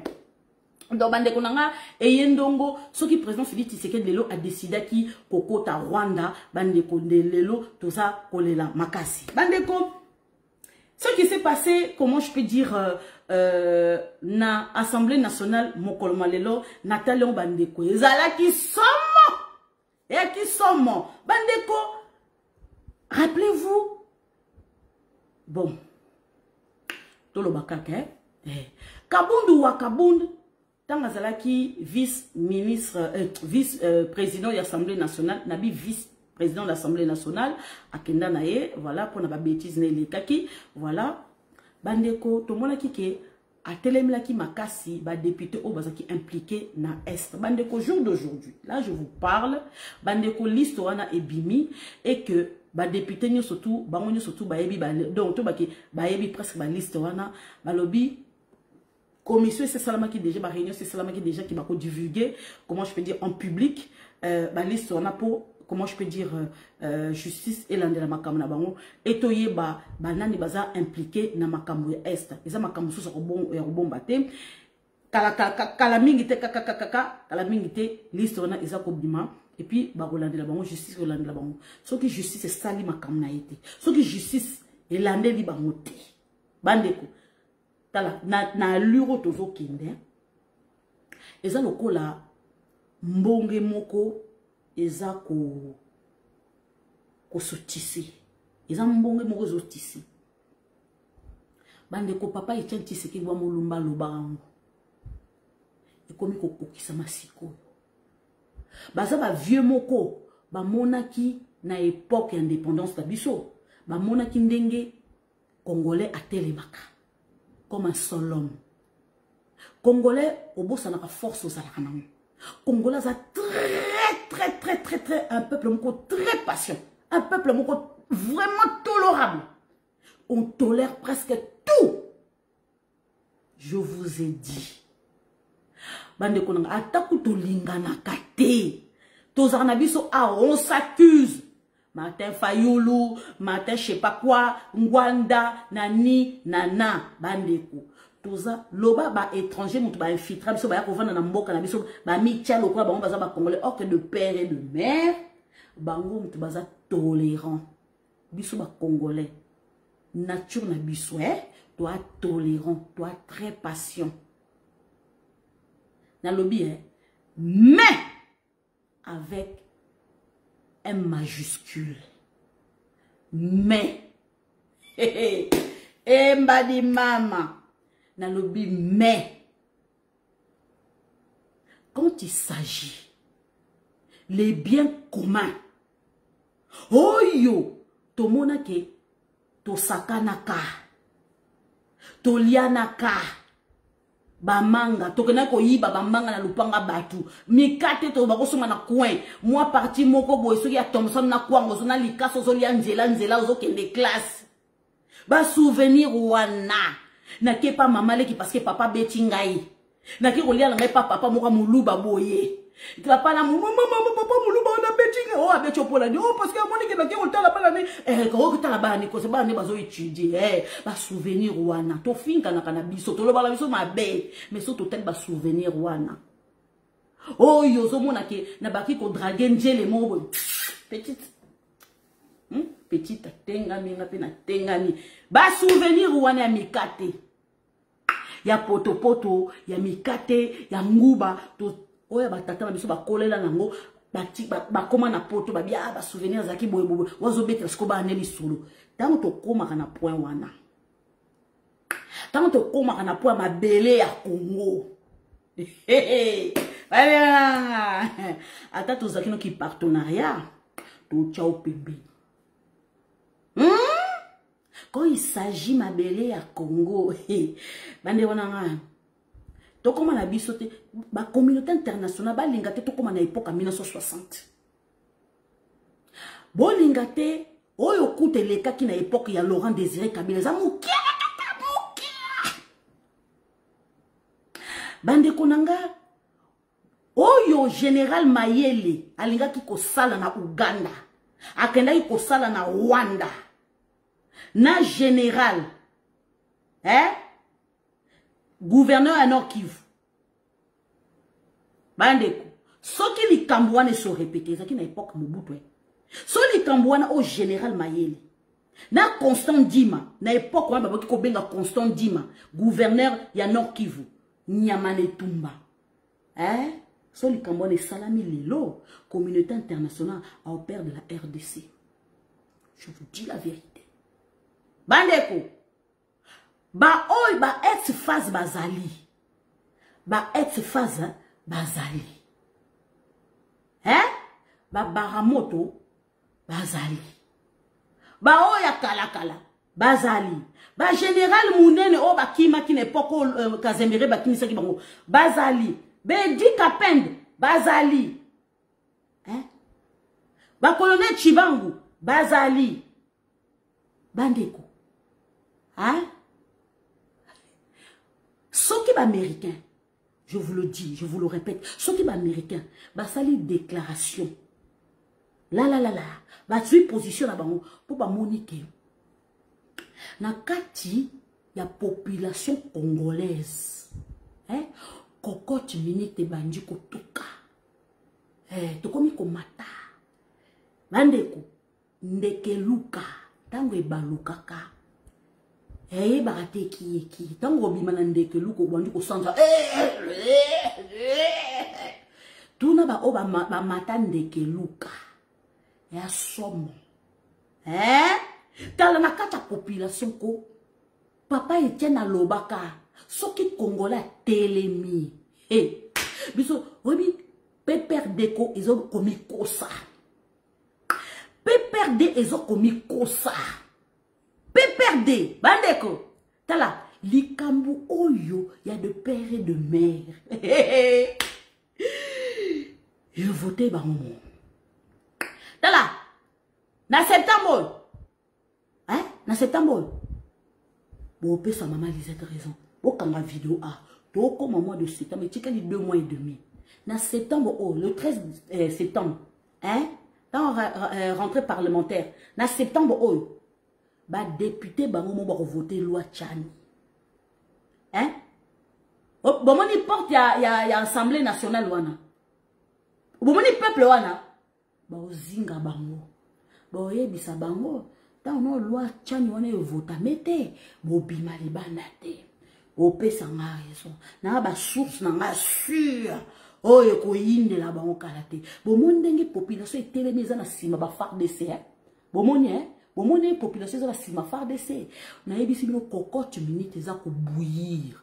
Peuple a commis na ki patriotisme bolingo na Congo et na kisi bata diaspora ba kosa kabino ba baza ba communicateur ya ba mindele ba negro ba nègre ya mindele o ba kuswanika ba ingeta mama ba sendeti bazonga ingeta ba lubata lokutana ba komi komona ke non ba kosa kabino ba yo soki bata diaspora ba kosa kabino OK Chilombo balingi ete Chilombo zo sala rien du tout Chilombo ta prononcer ta momoko te bande ko ba congolais ba telemi ba momoko ba jeune ba telemi ba momoko ba la bande ko to la kisi bomoko loba sala eza mabe tika to la ksabino kaka preuve te oyo ezali likambo moko.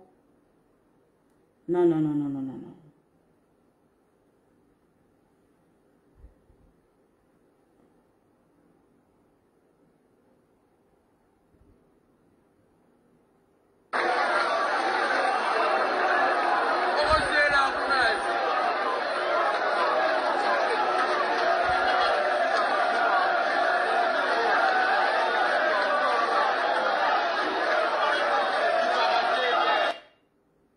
Boye bisanga siko place bomoni Chilombo kuna. Boye bisanga place bomoni Chilombo kuna. Est-ce que Chilombo muta alobi na peuple na futi bango ebisi bango ke boko na kotelema? Est-ce que Chilombo muta futi peuple na conscience c'est comme ko sala. Conscience c'est comme ko sala. Muta okota akokosa sous peuple congolais za susute. Bandeko soki guerre à est wana to pacifier est. Soki kaka Chilombo a pacifié estona bandeko peuple wana kaka peuple wana kaka et ko tourner fusil place à côté ma remona sikobi mais biso sko to pacifier est Chilombo a pacifié est bandeko ba o baliaka mbongo a Congo peuple congolais a obaluki la bango. Bandeko, bomoni ba parti politique, wana obomoni soki 700 partis politiques. Bandeko, ba parti politique aussi là, na kata RDC. Et aussi là, ba omona ke, nous sommes se vider. Je vous le dis. Alors, boye bisamai. Résultat, ni les ouamaki, na forum ya Katanga. Oh, yo ba mona ke c'est événement mondial. Oh, yo ba mona ke, réconciliation, il y a Katangete. Réconciliation, il y a des étrangers dans le territoire congolais. Et on doit retenir dans notre histoire, on doit retenir qu'un étranger qui sort de Zambie, l'autre qui sort de Rwanda, ils sont venus se réconcilier. Ouganda, Rwanda, tout simplement. Alors, forum Wana. Hello! Monseigneur Fulgence Muteba, ou abeta kitoro. Eh, bishaba katanga nieto. Alors, Azapi.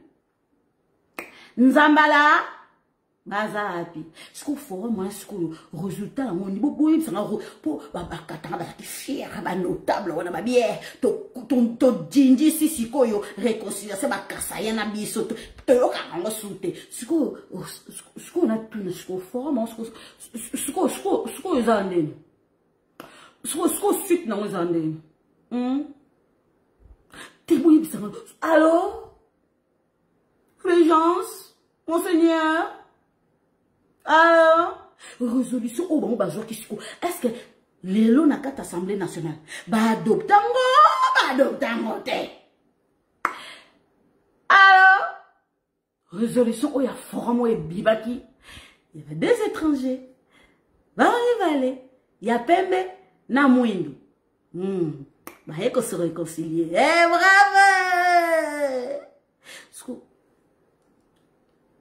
Allô, la suite des années.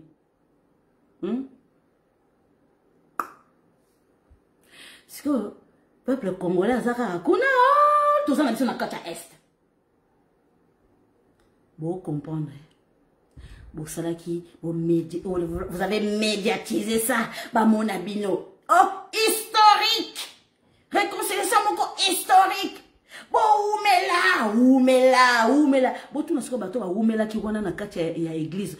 Ba prêtre, oh, ba sala qui protocole pour Kabila à Kota.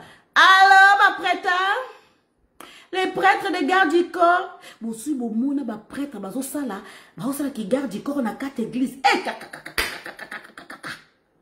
Bandeko, ouais, Ebi Kazali, il fait partie à maison mère. Faut quitter maison mère. Quand on a binzambi, obika, yezozo ya lobby. Pour nazo yebi sabino, déjà, Monseigneur Fulgence, à qui on a na Kachebwe alata qui coupé parce que Monseigneur surprendre ye, à monie na lipapa ya plage, à binga na ozombo na petit. Nde naza na Kachwe, kuna mbongo sous saison marché souté, chilo ba azo boucher ba trou kuna na Nord Kivu, moyen terre, bango ba tout nyon surtout na débandade, à télémili kutu Kagame azo pesa biso mbongo souté. Soto sande ni pesa ngai ngai. Ngasi na saki déjà forum. Sous forum moi est-ce que zo pesa l'autre côté. Na gangi tu vois na ngesili. Ngasi na olia ni suko. Quel suko vi na ngasi ko na eh bobo ya ki bakasa ya. Ah, pe bazo mona pe ba machine ezo kende pe kasa ezo kende kotonga kuna. Mama, ba otonga kasa allez construire chez vous. Ba o balobaki allez construire chez vous. Baza palo. Boyoki ke kasa ezo tonga makuna non. Trop parler peut tuer. Sala loba. Aucun résultat. Tijendu. Toleka. Na ebisi binoke. Likambo oya bunagana nazoya. Aleko bozomona ke armée ougandaise mayaki ko prêter biso main forte pona ko longola ba defnalo. On refuse pas. Nous avons signé un contrat. Dans l'armée, c'est ça. On ne peut pas suivre la population. Président Félix Tshisekedi a dit le peuple n'est tout le temps parce que nous sommes tous battement qu'il y a émotion. Président, Kota Rwanda, ça la guerre. Bandeko, il faut la passion. Bunagana, Bandeko Nanga, il faut le savoir. Batu balobi ba traître, bazaki na kacha armée, nanani, nanana. Oui, il y a toujours de traîtres. Il y a toujours de traîtres na kacha armée, surtout armée na biso toza ko sukola. Bandeko Nangai, basaye ba tiaki biso brassage. Chacun a sa conscience passe à Zali. Au jour d'aujourd'hui, ce que Zali Banyamorenge, c'est vrai qu'effectivement on se montre parce que on confond yo na batuchi o bakutaki na 1994 nengezwa kotaki. Donc bandeko nanga ba yebisipe batuchi surtout Banyamorenge Banyamorenge mususu o bakotaki depuis 1940 bandeko nanga bango kunde baza batumoko comment dirais-je bango ba mi pesi vraiment bazo bunda pona FARDC. C'est vrai que il faut pas mélanger les vrais banyamorenge oyo ba mi pesa ndeti ba bitakwira comment je peux dire na banyamorenge musu ba mi pesa, donc bango ba se prononcer déjà, donc bande konanga faut pas confondre na ba oyo ba ya bandenga russe wana par contre bingani. Bon bande konanga au jour d'aujourd'hui l'Assemblée nationale a décidé ba voter pour la fermeture il y a frontière na biso parce que bambalobi ke humanisme eza kati na biso to boss to boyite humanisme eza kati na biso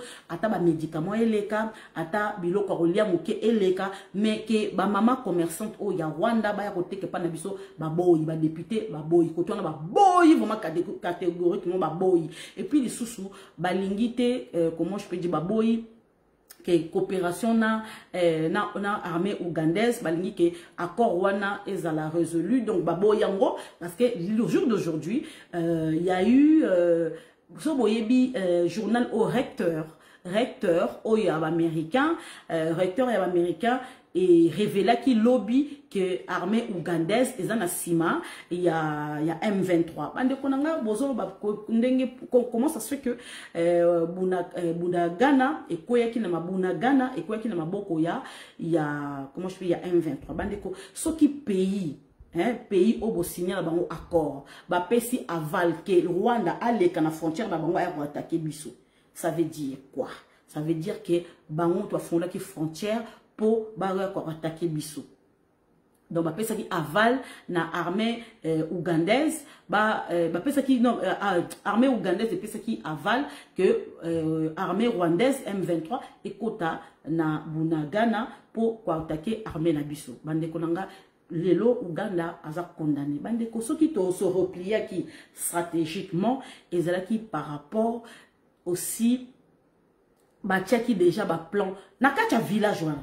Nakati village wana belément FARDC ezalaki tozu ba preuve belé na ba caméra ba vidéo musubo moni na o musubo moni te bande konanga ba preuve ezali que lelo ezala Uganda a cause la condamné comment je fais na communauté internationale, voilà déjà si babandi ko lobango que Uganda za la condamné, donc Museveni est tombé dans le piège au président Félix Tshisekedi d'attendre Bangomi Balé na frère na Siamois Kagame. Bande konanga, je vous dis la vérité aujourd'hui que Museveni a kasaki kozala roublard depuis l'époque à Mobutu, kozala roublard depuis l'époque à Laurent Désiré Kabila, kozala roublard depuis l'époque à Kazemberebe Moutouale akase ke na président Félix Tshisekedi a cause la roublard bande konanga ba stratégie mususu oyo armée comment je peux dire congolaise a coupé ça parce que opération il y a ba armée oyo il y a communauté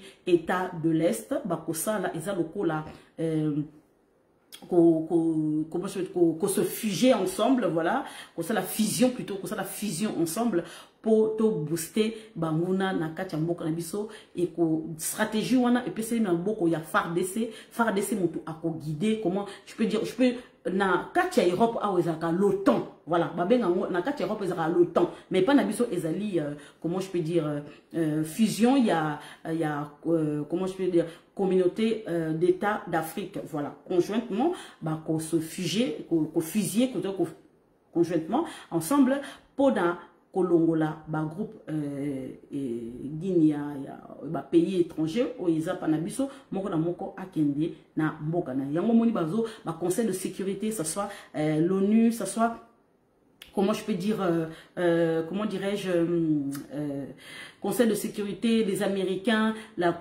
communauté internationale, pays africains, donc voilà, baza ko compter na dialogue wana o ekubanda lobby, ekubanda le 15 jusqu'à au 19. Bandeko, vous savez très bien que baminde baza na ba agenda na bango. Baza ba agenda lokola biso africain te.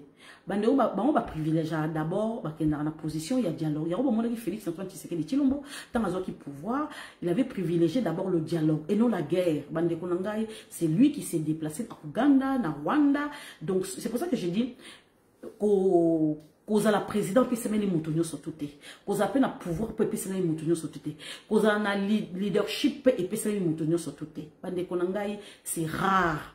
Moutoloko la fait Antoine Tshisekedi Tshilombo. Il avait privilégié. Il sait que depuis des années que bazo bon ma peuple naïe, mais il a privilégié le dialogue, rapproche, comment je peux dire, naba ennemi, à peuple congolais. Après ça bango liboko, aswana bango bande konangai ezali malamu mingi ezali pona koyeba ennemi na yo, pona koyeba ambition nini ennemi na yo azara nango. Ah, tanga moni bonga bi kaka bato kaka. Mutu bazo bang sa peuple nanga kaka bato kaka. Bande konangai Museveni, il s'est cru qu'il était roublard comme il était depuis des années.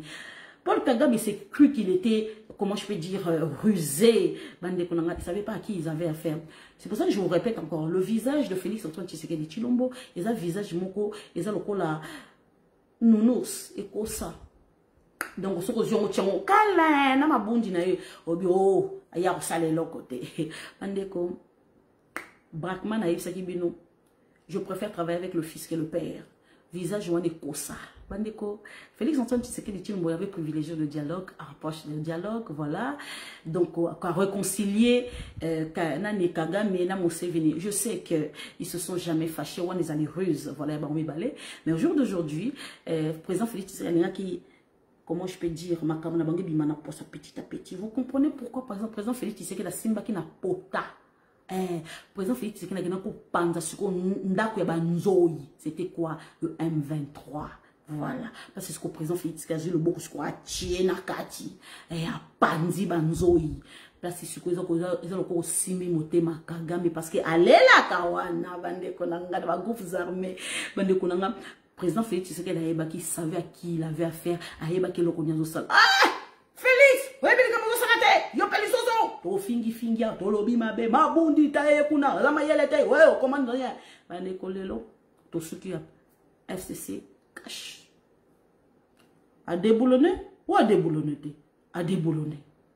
Il a fait comment jusqu'aujourd'hui même la sous-région le président va étonné à Salakindeni parce que va ébiquer Kabila Moutamakasi nana au côté de ba Congolais na ba Brazzavillois na ba Camerounais na ba Sénégalais ba Rwandais ba Ougandais ba Burundais ba ébiquer na kutu na Angola o biso to héberge ba Angolais o biso to héberge ba Angolais ba koma ko finga biso ba zomba ba koma ko finga so bi etal ba zombo ya ba Congolais ba kasi ba kolonga la Kabila bande ko to finga mi na niveau moko mondimate Congolais fingami ba brûler biso en Afrique du Sud to samwe nana olobi la biso.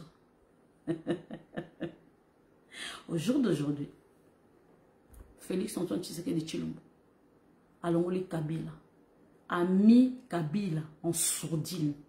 Déplacement à Kabila, il faut signer cahier de charge. Oye bisabiso itinéraire na yo place aux akokende a comme le quoi bébéti.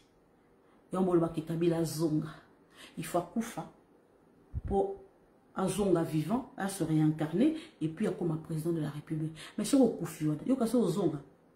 Aucun séjour de mort. Yamo babi qui avant comme président de la République akufa azonga dans l'opposition sous pas comme président. Mais pas le zonga peine dans l'opposition. Il faut que tu m'appelles de père et le mère. Mais maman on n'a pas dit ma botte ayote. Ngai. Bolé misanga naza mutu mona sambelanga mais ko bota mona lokwa Kabila. Nzambe non c'est un rasoir mon lit mon pardon. Bolimbisa, je peux pas. Bi docta totika.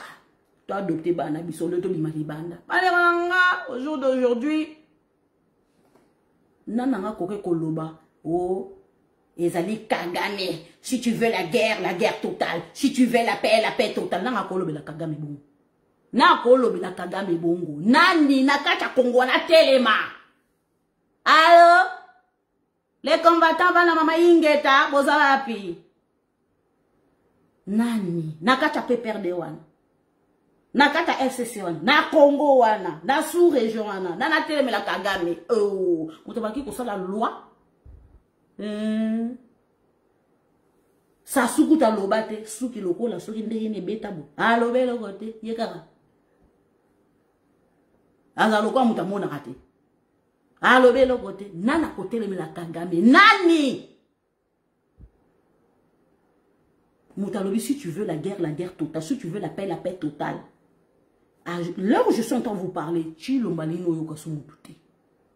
Chilombo a besoin à côté Rwanda. Je na leki live c'est pas pour rien. Na linga ko koleka live le loté. Na be kuna sala on YouTube. Na linga ko leka te ndena zo so na bino boy. Ndena so na bino boy. Conseil de défense de sécurité en cours. Imminente. Boyo qui va déclaration et ambassade Maïka meurt. Eh, ya Maïka meurt boyo qui. Boyo qui se koyo. Les Américains ont eu position. Il fallait roya. Premier ministre à lobby. Les Allemands à lobby. La Russie à lobby. Les Américains à lobby. Les autres ont simate. Tout Américain sont à qu'est-ce que musique? Et Indeli girafe. Nangambo kuna. Ba soda ba congolais. O ba wuti koko magoma. Ba keseko bunakana. Bazana suwa fabitumba. Ba lobby. Ils somo kuna. Bandeko, na kacha bunagana, ba drone ezalaki. Tant ba soulever ba drone, ba espionner l'armée rwandaise de Kotaki à partir de Kibumba. Bon, siko, et là on est le monke biso, tout espionner siko bunagana. Vous comprenez tout? Armée la binote, vous avez la passion, vous avez la passion. Vous avez la passion. Rwanda zolo ba combien de morts ba koufité. Rwanda zolo belo côté to père de ce colonel na biso mususu awa o abaki ko mener troupe. Mususu a remplacé. Bandeko oyo ti na bandeko na Uganda ko na Uganda na ba américain na ba lien na biso na ba rwandais bazo tourna à quel moment Chilombo azo former ba soda wana. À quel moment? Abanda kindengini lelo Rwanda soka to tolingi guerre baza surpris na nombre ba soda o Chilombo zo tinga na est kuna Seigneur Jésus Chilombo abanda ki ondeni Seigneur tant biso tozolo baka Chilombo oza na pouvoir te dégage c'est Kabila qui décide c'est David qui dirige c'est David Kabila totondi yote Kabila zonga ba ebisi bino ke Chilombo baki ko travailler en silence bo mona sikoyo bo s'étonner ba troupe o ezoke na est kuna na libumundunda oto moni na kata tarmake Chilombo ngazango wapi na ba drone o ezo sillonner est wana Chilombo zango wapi. Allez-y comprendre. Bon comprendre sikoyo à qui vous avez affaire comme président de la République démocratique du Congo, Félix Antoine Tshisekedi Tshilombo, de père et de mère. Yangoko, loi Tchani, na mois de septembre. Bozouaka ba fusil, ba peuple congolais. Non, na wa encourager bino. Bozouaka ba fusil, jour à loi Tchani. Bo kenika na parler du peuple, on a beau cerner. Tant loi ne ba voter, un truc comme Dabi Mazate. Ils ont la armée, ils ont la présidence, ils ont ba étranger, ba zoaka ba biloka privé, quand tu as travaillé na mairie, quand tu travaillé na balabala, quand tu ba boy, quand tu balabala na biso, moni na déchiquetrice, na déchiquetrice, qui n'a pas ba zo ba poubelle, so ba tamblaka ba voirie na biso ba tamblaka sa kaka ba sukaka wana. Oh ezali privé, oh ezali a biso ba institution. Ya biso de père et de mère.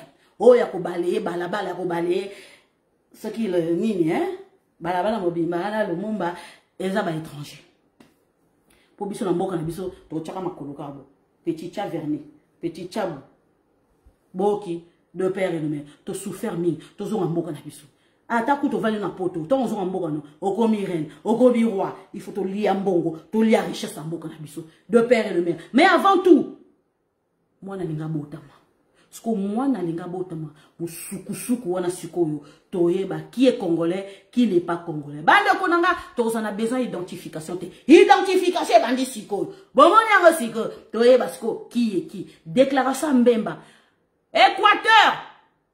Équateur boyo kanga kuna na bumba kisanga ni boyo kanga bo voter mbemba te mbemba ti lelo atakuta le te bako halobe lo kote ayebi parrain na ye Museveni mutu wana Zambia na kachabu bande konanga lo achaniko abaki ko chamunoko botuna na Zambia bo benga Pero Luara soki Pero Luara bo mondenga suki Pero Luara anuni tu elonge komi lokola butu bande konanga tala ndeke bazoke na kokufa bo moni bao baliaki mbongo ya kachebwe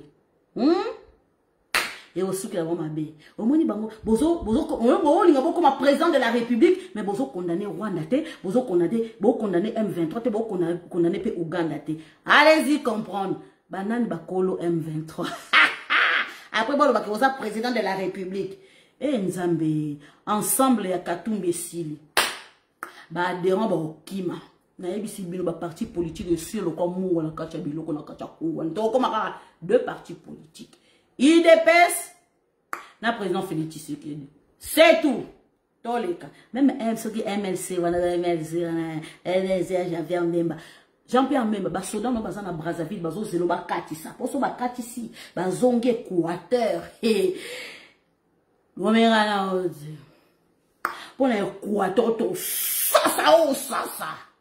je te l'ai dit ils ont un leader continue quand on a travaillé patron d'éléphant dans les années 60 sur les années 60 Vanabongo Avar na la Bible Équateur vous votez Jean-Pierre Mbemba te vous nous êtes député mon côté ah aussi là époque à Mobutu si là kutu na famille Mobutu kutu balinga na raté nengo pia biloka ya Mobutu oyanga noa obeta ki soki 10 ans ozumbonga tata na ole bande kono tiri bango ozumbonga ba rembourser tant que sénateur bazumbonga ba rembourser soki ne ta vandeka pire de ba memela ko na plateau ko mwana ko travailler na moni o kondo ko monene on est ici là Équateur bo ka bo voter Jean-Pierre Mbemba te il est pas de père et de mère aza demi ah bah demi no ba luka so ba problème nzambe na ngule bande ko na ngai to komi déjà 23h eza koyinda hey awa susu balobi oh et India bolimbi sanga en tout cas dans un message qu'on a partagé na bino et awen ngandira mokete ande ko bozela mais c'est bien loka suka bozela po eza koyinda na ndenga jeté voilà et bande ko Youssoufa alobi parce que Youssoufa moi na biso Youssoufa voilà yeyo moi na taboulay à lobby que bolimbisa Bonagana d'accord ok donc dans les heures hey maman batine mande kolanga awa non so na bino kuna tata na Bunagana si ba koti ndia ba buto tindela message babi dans les heures qui viennent là to ba récupérer donc na butu d'ici 1 heure, minuit, 1 heure, 2 heures. Bon, kaka ba nouvelle quand on publie, on a Twitter, on a publié, on a Facebook. Pourquoi on a zone na Facebook? Mettez bloqué kinga na zone na Facebook. Bon, yo kasuko ba sango. Oh maman Lisette aza soute. Na ebisi bino maman Lisette kim. Na kim akatenga elombe mwasi nga eyo. Mbuza ya kabia kabunga. Bana on nga na kim akate meta e bloqué ngai. Prison ya meta eleki o ya ndolo donc bande kona na otala bino ka bozo publier na otala bino ka mosko na zongi quoi grande gueule ya président o composé nanga donc bande kona ngai dans les heures qui viennent faire des tweeter déjà lobby que non dans quelques heures en tout cas Bunagana et koma ya biso lobby makamba ezo funga makuna na Nairobi.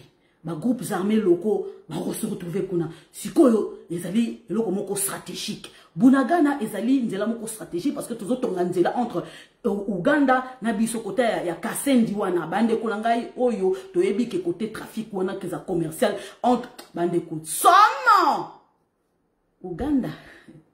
Je vous ai répété, je vous ai toujours dit les loso qui Museveni mutune comme nase akufi. Moi, na Museveni, à survivre. Dans les heures qui viennent, les jours de Kagame, pour retenir le lot, les jours de Kagame sont comptés. Les jours de Kagame sont comptés. Effectivement, c'est vrai. On les a confirmés. Ouganda a aidé M23 à traverser frontière n'importe quoi dans Bunagana. Effectivement. Mais si quoi le lot, bah mérite bah monisco bah ça un rapport wana. Président Félix Tshisekedi ko kotake Rwanda bongote bande kunangaya ko kotake Rwanda bongote faut ba communauté internationale faut que na diplomatie ndenge président Félix Tshisekedi pesa qui ba parole et pas lutundula abi loba na bango ni brassage ni infiltration auto venir pendant 28 ans to tolérer sauter nde tozaliawa bande kolanga loi tchanye koleka lango soit bala lokola lettre à la poste je vous dis les asous ba contestation sauter tete lingite bolinge katumite kozala sauter peuple ko tunako tangu FARDC aza côté ma Katumba lobakani a condamné Wanda Katumba condamna Kagame peuple a bossa na raté aza toujours na mémoire so bino bossa na peuple a bossa na raté tout ça ba vaillant toi ba guerrier tout ko zonga simate destiné à ba congolais ezali que biso to comme grande puissance mondiale. Vous comprenez? Tout ça, ma poto, to régner. Tout ça, ma poto, za la elonga. Tout ça, ma poto, za ma faiblesse. Faut boye ba chaka na mutuna yo. Obima Congo, oza ma yele. Obima Congo, ataku to za na mukanda, ataku za na mukanda. Moza peuple moko za ma yele. Faut chaka na mutuna yo. Ko chaka jamais kenga oza zoba. Comprendre le peuple congolais. Oza peuple moko vaillant. Obota ma po, o régner na mukili yo. O no okufa bongo. Bokeba. Komi chate ke otenga yinde na zawa ngana kufa nga kaka bongo ngana kolia nga richesse mboka te longola ba parole wana ya malédiction. Tu es né pour régner, tu es né pour lia mbongo et richesse mboka na pour Seigneur ta sala biso soto bota ma ba Rwandais to bota ma ba soki ba Ougandais soki ba Camerounais wana wo ngo ba na kacho na mais obota ma Congolais pour Seigneur ta sala kwa chona mboka wana ayebike mwono a olia mwono a régner mwono koma mutu munene. Vous comprenez? Comme tu as faiblesse, tu as un mboka sur ya poto. Nzambe aeba mpoani la kela peuple wana. Aeba pourquoi kela biso. Vous comprenez? Si ko roi, bino tu bo doutaka. Roi uti musika e ko rappeler biso histoire et que ba vaillant na biso na époque à 1914 à 18. Oh biso to mena ki guerre, to gagner ki kota Birmanie, to kena ti dans les Andes. Tout ça peuple moko guerrier vaillant. Bana biso ba misusu ba kenda ba classe mais ba comment ko ça ba taxi bus ko fabriquer ba comment je peux bilo que belé na kata ya kata mboko na biso nzamba pesa biso mapambolisa ka richesse te nzamba pesa biso mapambolisa ka richesse te nzamba pesa biso l'intelligence sagesse ndenge tozali awa oza mwasi oza femme congolaise ko tchate ke de yo lela kaka maputa yo lela ka batalo lela ka ba rouge yo lela ka ba maquillage non ozali femme moko vaillante. Vous avez la sagesse. Et ça, tu es comme une poto, tu es batté, tu es la place de Outa, tu es le Seigneur à Salabiso. Il faut une femme ambitieuse, il faut un homme ambitieux. Quand on met la tête, on a ce qui n'a pas commenté. Tant que vous respirez, ça veut dire que vous avez un monde. Au moins, le Seigneur a dit que moi, j'ai un espoir. Donc ça veut dire que si on respire, ça veut dire comment il faut un espoir. Il faut viser haut. On a visera bateau, on a visera au milieu, on a visera l'école. Il y a songe. Il faut un bon. Moi, ça visera l'écolo. À mes mamans, il y a musique. Vous comprendrez. Voilà. Bandeko. Toi, biso basa ba congolais, toi, vas beaucoup. Et to suka ka kote ma puta tete. Et là, bon, toi, ma yeli. Ba pesa biso occasion. Et que basa ba congolais, ba zonga classe. Ba ba na ki sa ba mo. Boyoka. Bozo sous-estimer biso. Ba mi bali na biso, bozo sous-estimer biso. Ba pesa biso ko ba maman o ba congolaise o ba zali awa. Ataku ta échoué première année, deuxième année, troisième année. On réussir. Bo pesa biso occasion na. Boyoka. Yango basa ba congolaise na kata diaspora bo mitateke bo sukaka so ba femme de chambre bo sukaka ba femme de ménage bo sukaka soki ba nini non oza mayele vous comprenez oyemboka mopaya mais ozo parvenir ko sala commerce o parvenir ko somba bilanga na mboka na ça veut dire oza mayele alors comme tiateke non mboka ne kufi mboka ne zo telema kaka sikoyo ça fait que commencer. Mboka neza ya chilombo te, mboka neza na eza ya yo, eza ya nga. C'est à nous de se lever comme un seul homme, tous à la unis, union fait la force. Femme congolaise, aux femmes beaucoup vaillantes, très intelligentes, maïelle, très intelligente. O comprendre, o souka à côté, o te libala, o que c'est boye, et t'as tout souki na libala, mais il faut zamayer pour tamusa, libala no likolo, o tamusa mobile no likolo, o tamusa bala no likolo, c'est comme ça.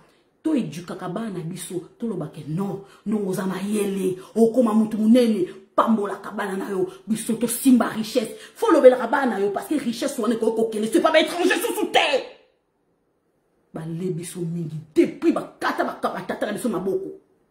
Tangu yozo bota mwana sakola kama malamu mwana ngande na botio awa okozala mutu munene okozala richesse no boni richesse a Congo e singa mele maboko na yo okozala roi lobela mwana na yo pambola ye pambola mwana na yo soko pambola ka mwana teza mwana za mukolo akomi soki koko akomi soki wa boto yo ban kende pambola il se fait pas trop tard pambola ka bana toza maloba bopolo maloba suka le ouvert bana biso. Donc, au tombe la RDC, héritage, il y a ma baie, oh, biso to le barros, to soana, oh, to tika makama soana, to tika héritage, malama, to tika bana biso. Pambola kabana, to keliboso, il est temps de se unir. Union fait la force. Monte za kopela mboka na biso. Mokili, mobimba, ezotale la sikoba congolais. Toroyeba, qui est congolais, qui n'est pas congolais. Oh, to zeli identification. Chilombo. Tu as l'habitude d'identification, bah oh bazaki hostile, la identification y a un mot au salama. Identification y a un mot au salama. Tozo e banana za congolais, na za congolais te. Makila congolais au ganga. Moment makila congolais au ganga katinanga. Moment makila congolais au ganga katinanga. Et zo senga union fait la force. Ça veut dire que je suis de père et de mère. Oh Monique Moutavandi le silence. Ba congolais bazar bunda, faire de ces bunda va une silence. Mais tout nazanani. Mituna zanani. Congolais ou aïe besoin de père et de mère avant la tranquillité. Et ça la boutouna moya pour lever la mboka na ye. Vous comprendre. C'est ça. Bande konanga. Tokomi 44. Kotombo la pe mboka et senga pe ma bondeli. Et lo konyo se bandara na molimo et bimaka na mosuni. Alors, nga pe nazana besoin pour na koma riche. Faut travailler pour na koma riche. Alors, ayebisi bino eloko nyonso bandaka na molimo pe bimaka mosuni. Na ke ko travailler na ma bondeli. Voilà, il est l'heure. Je me prépare pour la prière. Sur ce, on les kalobi, on met une bonne nouvelle. Hey, bande, en ce moment, batindelinga vidéo da on s'approcher. Boyo kaketo kota ti Uganda. Nga na lobi te, na lobi na makake. Bisous et bonne fin de soirée. Voilà, à demain. Ma maman a dit